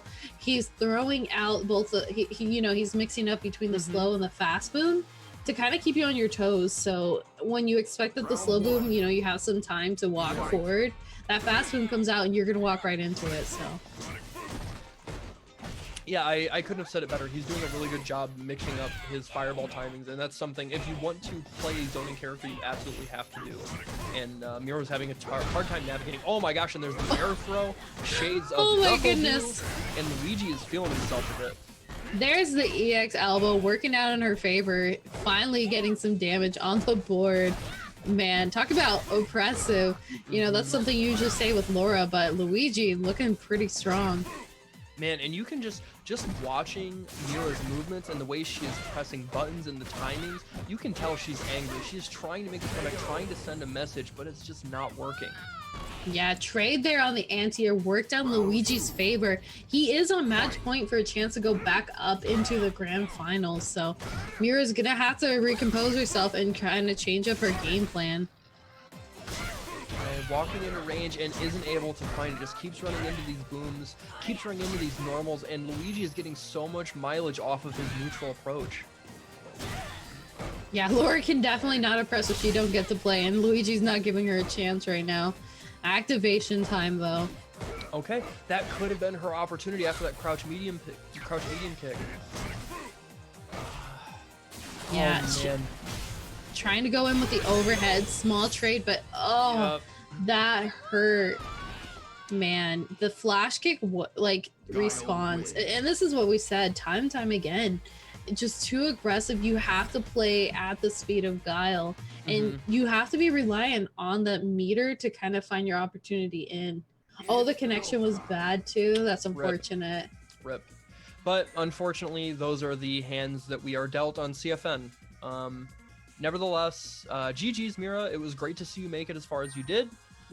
Hopefully you will be back next week with a new and improved roster of characters after the addition of V-Shift and the balance changes. Thank you so much. Yeah, that's coming in soon. Yeah, very soon. Exciting. But Luigi moves on. Yeah. You know, has his opportunity for the run back against Chris CCH. Now, is he going to be able to change the outcome? Is he going to be able to peer into his magic 8-ball and change destiny? The first time around, it was not pretty. Chris CCH rolled over that man like he was a tumbleweed on the road.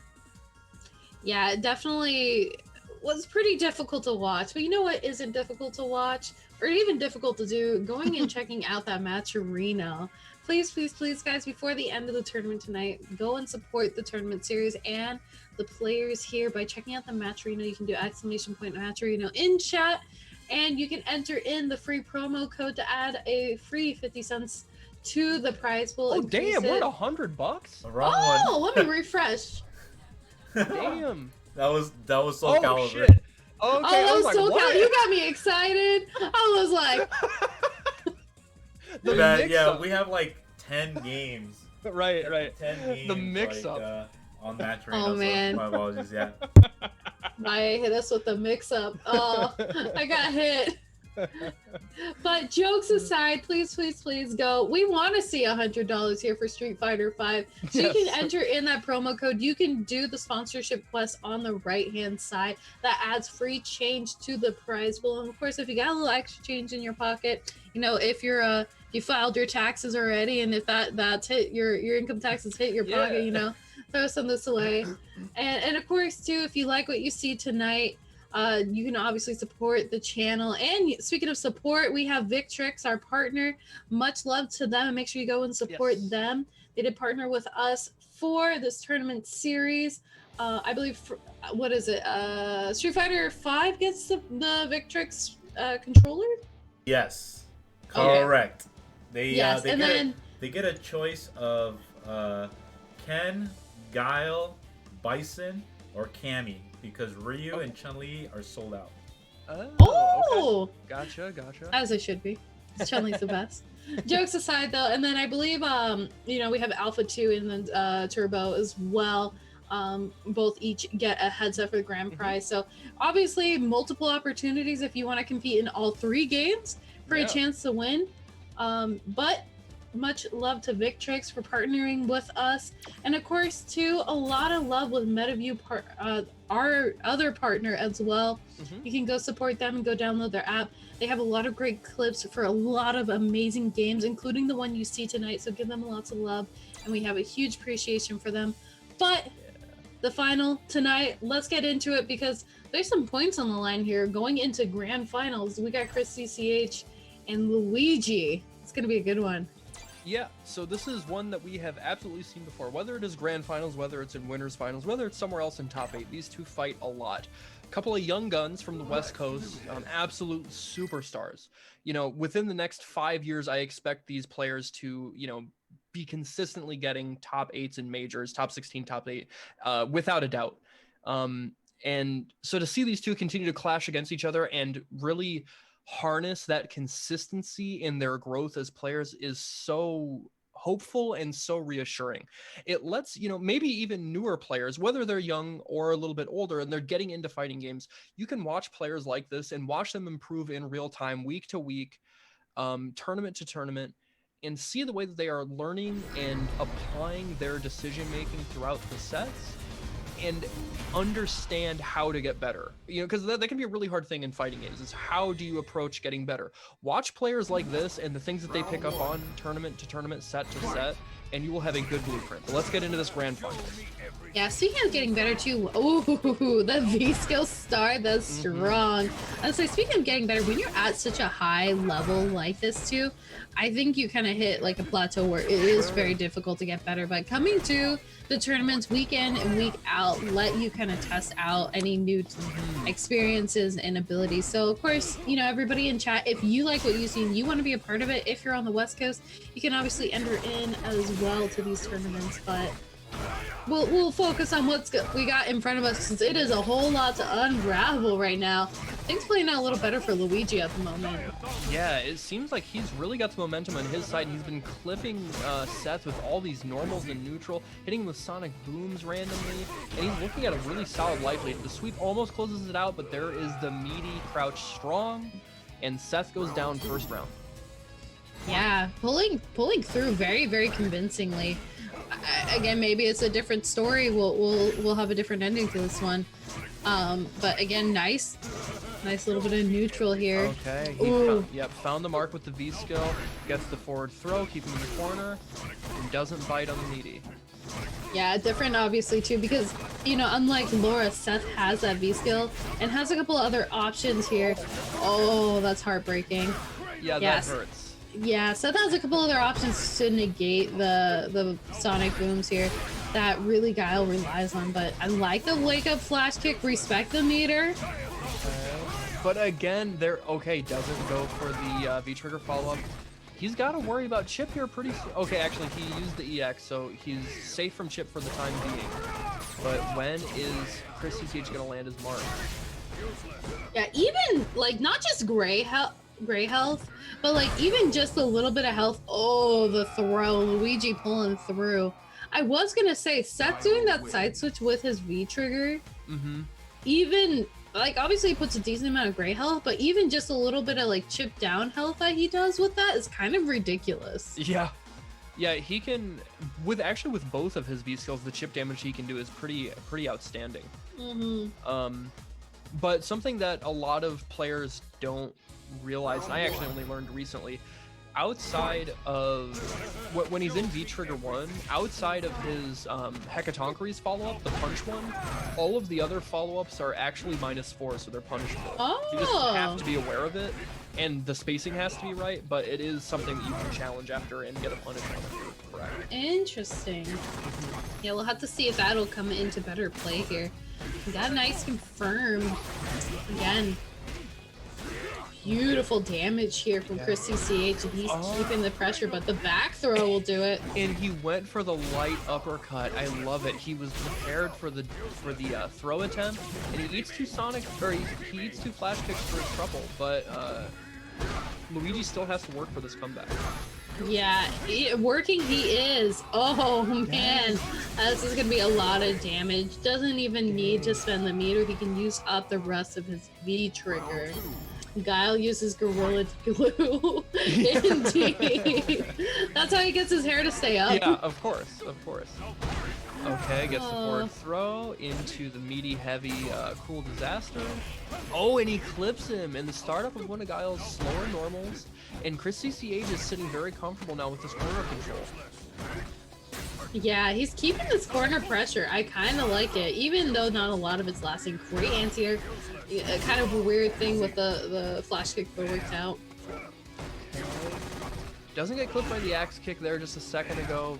Low profile, but Chris CCH is still harassing. That's gonna not quite close it out. He's got a sliver and he baits out the EX flash kick. And I just want to talk real quick there. I really like his option to end the round there. He was able to use jump light kick. And why that's good, it's a really tiny, minute thing, is because it gives Luigi the least amount of meter. It was just a smart option of meter management there. I appreciate that.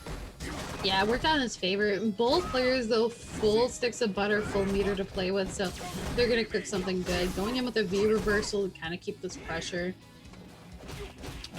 Oh, he gets the cross-up light kick and goes right into critical. This is going to do a ton of damage and put Guile in a good position to seal this round out. Is Chris CCH going to be able to turn the tides and get the comeback? No. Oh no, it's looking like it with that back throw. Pulling through Luigi up too right now. Definitely fishing for that reset. Yeah, I have to wonder, looking back at the first set between these two earlier on in the tournament, Chris CCH was much more reserved in his offense. And when he had the moments where maybe he was feeling pressured, he wasn't going to EXTP really at all. He did it once to end a round, but that was it. But he's gone to it twice here, maybe even 3 times. I might be misremembering, but it has cost him games. Yeah, I would absolutely agree. But man, Luigi just, I would say in turn, Luigi is playing very, very aggressively. You know, he's fishing for potential hits here by throwing out a button. Ooh, but you get clipped with a heavy kick. All right, the throw. Keeping the pressure going. There's another throw. The stuff is mounting, and he gets the shimmy that's going to close it out. Target combo into uppercut, and not going to have to spend meter to close this. Yep, doesn't need to spend meter. He gets to reserve that for the next round. Finally pulling through with something. Closing the distance with the jumps. Ooh. There's the suck. Gets that sonic boom. Yeah, and the thing that I appreciate too, using the V skill in that range was even if a sonic boom was thrown out, it's not the worst thing in the world because of that slight invulnerability that the V skill can have, assuming it lands. Right. Oh, I like using the light axe kick there to get over the sonic boom. Again, just another moment of utility for that move. Yeah, the axe kick is ridiculous. It is so OP. Trying to get in, struggling against these sonic booms, just building up a wall, Luigi. Did you? It sounded like you just said wall, Luigi. I did, but not on purpose. We take those. We take those. Yeah, and speaking of take, Christy Seats looking to take his turn with that activation here, but great anti-air with this flash kick from Luigi. Oh my gosh, and the dash up. Okay, there's, yep, he had to V-trigger. That was plus otherwise. Goes for the axe kick, doesn't bite, and he baits it out. He's gonna be able to close it with the uppercut into super. Chris CCH finally putting a game on the board, stopping some of Luigi's momentum. Oh man, yeah, that, you know, Luigi was looking very, very strong. He kept this momentum going. He even had a bit of a life lead there, and he just lost it all with one flash kick, and that's the thing, you can't give Seth the opportunity to do that. Character hurts way too much. Yeah, and the thing that Seth is so strong about is he's got so many tools. He's got, you know, some great opportunities to negate projectiles. Again, I've said this with the V skill, and obviously the spin kick. But he's also got like the axe kick to go over the fireballs, and it's such a strong tool too. You know, he's got great neutral, and showed it right there. Chris CCH pulling through, but Luigi's damage right now. Yeah, working on a perfect gonna get it. Gets the forward throw for the best stun situation afterwards. Bop, bop, bop. Closes it out with the flash kick, and basically gets a perfect. Yeah, just shy of one, but you know, we will take those for sure, especially because this is gonna put it Luigi at reset point with that round. He's sitting very comfortable if he can pull through. Big crush counter on that stand fierce. Oh, I like it. Perfect range for the V skill. Sucks in the upside down kick. Yep. Closes the distance with the sonic. Ooh, nice punish. Oh man, look at the damage. Look at all the red. So much. Luigi is sitting very comfortably right here, but Chris looking to even things out, but oh, the faith of the slide. Oh. And out of range to punish, and there's the sweep punish from Luigi, that 7-frame quickness on the Cruel Disaster. There he resets the bracket 3-1, putting Chris CCH into losers, into his own Shark Tank. Yeah, evening things up. pulling him down with him. Man, I mean, if you're Chris CCH right now, would you try and go for the character switch?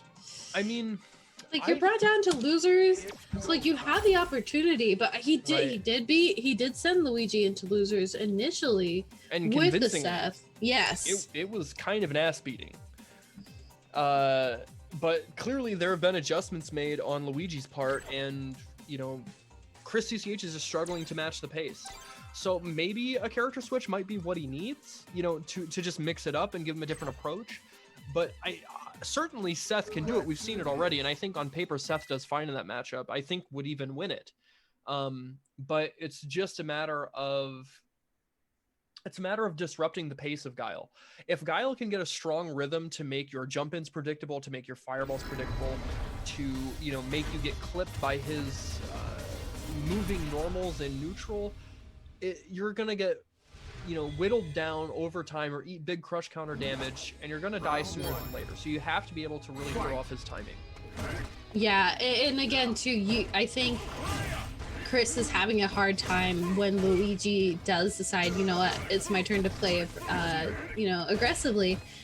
It's hard to face off against a very aggressive Guile. It's not common for sure. Yeah.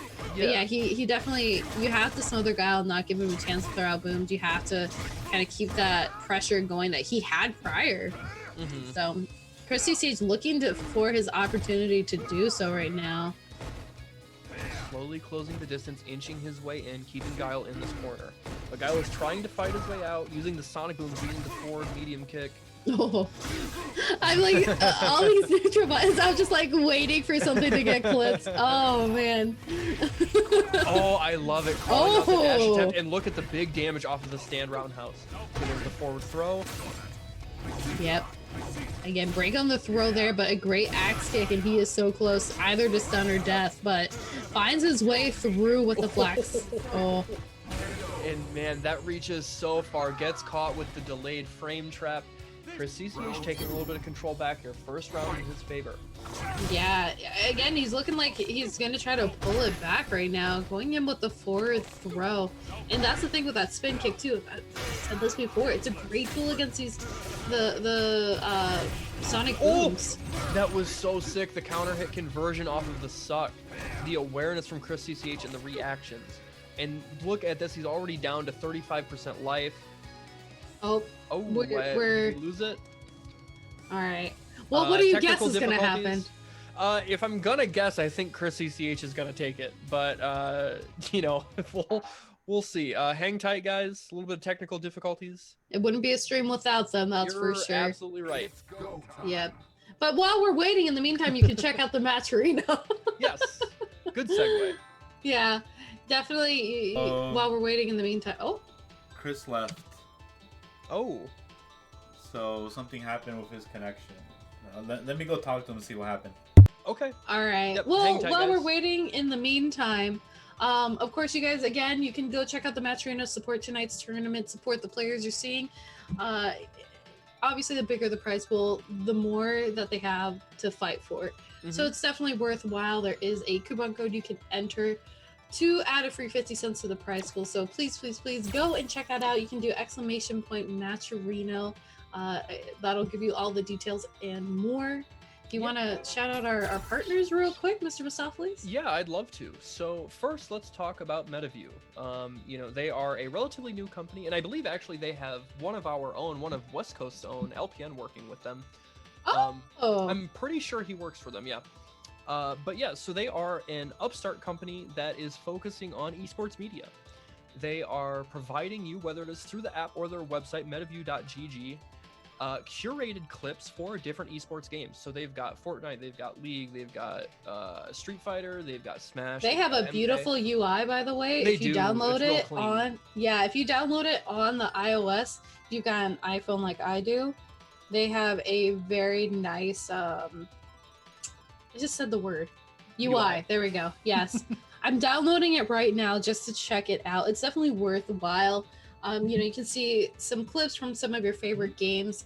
As Mr. Musafli said, League, all the shooters. Yeah. All the shooters, basically. And of course, some of your favorite fighting games like tonight. So definitely, please go check that out. And then we are also partnered with Victrix. So just like last season when we had that partnership with HyperX over the holidays, we are doing another month and a half, almost 2 month long partnership with Victrix. So we have a circuit going on where the top winner from each season for Street Fighter V, Alpha 2, and Super Turbo will win prizes. Street Fighter V gets their pick of the Victrix Pro Fight Stick. Super high quality stuff. Surely you've seen them at events at their booths. Really high they're quality. Nice. They're gorgeous. Absolutely gorgeous. They're so nice. They're definitely a hefty weight. Like I have a Quamba Obsidian, but the Victrix, oh man, that fight stick is like, mwah, chef's kiss. Thick with 4 C's. Yeah. 4 C's. So yeah, if you win Street Fighter V, you get your pick of the Victrix stick, and that is either the Guile one, the Cammy one, the Bison one, or the Ken one. The Ryu and Chun are sold out. And then if you win Alpha 2, you get the Pro AF ANC headset. And if you win Super Turbo, you get the Pro AF regular headset. Both are super nice. They've got really high quality stuff. They are absolutely more of a luxury line in the FGC. Even their like more affordable entry points for products are high quality stuff. You're not going to get scammed out of your money. It is absolutely worth it. So if you can, please enter Wednesday Night Fights during these weeks so that you can have your opportunity, and let them know that their support is appreciated. It's not going unheard. Absolutely. And they look really sharp too. Yeah. Like they look cool. It's definitely like futuristic. Even the fight stick, the thing looks so sick. But yeah, I'm a big fan for sure, and I'm so glad that we have these partners here today. While we're waiting too, I mentioned ice cream earlier. You know, the difference between vanilla and vanilla bean. Yes. What is your favorite ice cream, Mr. Mistopheles? So I actually have an interesting choice, one that I don't hear very often. Oh no. And relax. Keep, chill out. I'm hearing Big Bird from a mile away saying it better not be mint chocolate chip. No. I actually really like strawberry, and I feel like strawberry is super underappreciated as ice cream. Everyone always goes with like a lot of people like vanilla, obviously chocolate, but there's also like normally like coffee flavor, like mocha flavored or something, or like Superman ice cream, or like Superman ice cream. Are we talking those like ice cream stick, like the stick with the no have you never you're talking about the what is it called, like firecracker or something, or fire pop? It's like red, white, and blue. No, do you not know Superman ice cream? No. Like soft serve? First you don't know what a barn burner is. Then you don't know Superman ice cream. Superman, what the heck is It's like, I know like soft serve ice cream. Right, but there's like Superman ice cream is a flavor. There's what? it's like a mixture of a bunch of different flavors. Valle, can you help me out? Do you know what Superman ice cream is? Is that not a West Coast thing? Wait, so you call it Superman ice cream, or are you talking about Neapolitan, that one? No, so it's similar to Neapolitan, but it's different flavors. It's like the same idea where it's like mixed flavors, but it's not strawberry, chocolate, and vanilla. It's like there's like a blueberry flavor, and there's like a cherry flavor. Wait. You're gonna have to answer this and be real, okay? Is this like one of those Whole Foods, organic, Trader Joe's type ordeals? No, dude, I grew up with this. There was like an ice cream shop in my town that had like Superman ice cream that you could get out of the back in the freezer, like the scoop and everything. Yeah, I can't believe you guys haven't heard of it. Chat, help me out. You've heard of Superman all right. ice cream, So right? if you would have said like the Paletero man, the ice cream man with the Superman ice cream, the Ghostbusters ice cream, with the eyes all like different, like an eye in the cheek, like and melting another off. eye in the brain. I'd give you that. If you would have said this is like some vegan ice cream, I mean, I'm not talking anything negative about vegans, but if this is vegan ice cream, yeah, I'd understand. But yeah, I don't know. If you said Thrifties. Oh, like maybe Thrifties ice cream, I would have been with you right there, but I think it's a Midwest thing. Yeah. You're talking to West Coasters right now. We don't have any. The only Superman we got is the popsicles. What's your favorite ice cream then? Oh, wait, hold on 1 second. I got an update from Chris. Okay. Oh, okay. More important. So we're gonna give him about like 2 more minutes, because his internet went down. And, oh no! He said it happens a lot around midnight. And you know Gotcha. what? Like, you know, I'll take some blame for this because we went over. We definitely went over. Yeah. So you know, I'll hook up my man with some time. You know, try to give everybody a fair share. So sorry, Luigi. it's already my fault in the beginning. So I gotta at least compromise here with giving my man some time. So yeah. Go ahead and answer some ice cream. I'm an ice cream person, so keep going. Oh, I love ice cream. That's my favorite dessert.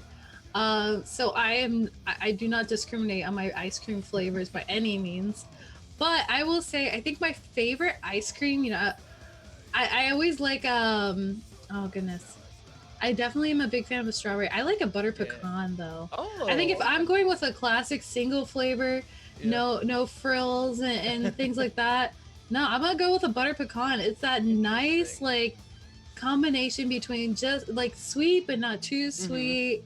Rich, it's good stuff. I'm a butter pecan kind of gal. Okay, so next question, what's your favorite ice cream topping? Oh, that's also a good one. I like if a place has it, I'll go with some like cookie dough chunks. Ooh, that is I love me some cookie dough chunks. Yeah. Otherwise, maybe like some crushed up Oreos. I'm not a chocolate chip kind of gal or like a gummy kind of gal. Yeah. Because I feel like the gummies, I'm very passionate about this. The gummies get too hard when they're in the ice cream and it hurts my teeth. That's fair. That's fair. I have sensitive teeth too. I get it. I want to know, Vaya, you're passionate about ice cream. What's your favorite flavor? Okay, all right. So flavors go a long way because the brands make different tasting flavors. Okay. Yeah. So so check this out. Like you guys heard of Thrifty's ice cream? Like Rite Aid ice cream? Okay. Mm-hmm. So whenever I go there, because I've been going there since childhood, I get, now bear with me, okay, I get chocolate chip and their version of vanilla. Now the thing is, I asked for chocolate chip first and then I put vanilla second. And so because vanilla there is it's a different type of flavor than ice cream, than the chocolate chip vanilla. And then so when you finish the chocolate chip portion, it melts perfectly within the vanilla, so it gives you another row of it. Okay. Yeah. All right. And so when you finish that off, that's good. That's my Thrifties. When I want to go a little like date night type of like, oh, we're gonna go to a gelato place or something. Yeah. So I go to this place called Cauldron, and in Costa Mesa, and there's this flavor that I always get. It's called milk and cereal. It's so good. Milk and cereal, and the topping. That sounds really good. It's really good. Milk and cereal is amazing, and then on top of that. The toppings, I do get honey bunches of oats on there. It's so good. Ooh, that's a good choice. That's a good choice. I can respect that. Yeah. Oh, trust me, I can go on. You know what I mean? Like, ice cream? Are you kidding? So ice cream and pizza are my things. Like when I want to get my junk on, those are my things. So, but one thing I would like to suggest to all of you watching the stream, and you guys too on the mics. You gotta try Peruvian food if you haven't tried it yet. I'm telling you. I've never had the chance. I would like Peruvian to, though, for food. Sure. I probably only met like maybe one person in my entire life that did not like Peruvian food, and that's just because they did not take my advice, but not eating what I advised them to. They try to eat something that's risque. When that person likes to try the risque thing, and I'm like, do you really know what you ordered? You ordered like beef hearts and tendons and all that stuff. So no, don't eat that. Eat lomo saltado. Okay, eat that. All right. So what it is pretty much. Have you had carne asada fries before? Yes. Oh yeah. Okay, so imagine that with rice, and then. Okay. Okay, it's like a rice dish with that, and it's got this like cilantro. This is optional. It's got this cilantro spice sauce that you can put on top of it. But the French fries are homemade, like homemade style. It can be fat. It's got onions and tomatoes. You can take onions out if you don't want grilled onions, tomatoes, cilantro. I guarantee you'll enjoy that plate. And then if you like soda, you should try Inca Cola, which is a Peruvian soda. It's kind of like kind of tastes like either bubblegum or slightly like pineapple. It depends on your taste buds. Okay. Damn. Yeah. That sounds mad good. It's amazing. It's freaking amazing. All right. Now so, I'm hungry. Right? Yeah. I just got word from Chris, and he's going to send an angry letter to his ISP. So he's gonna write him a letter. Yeah.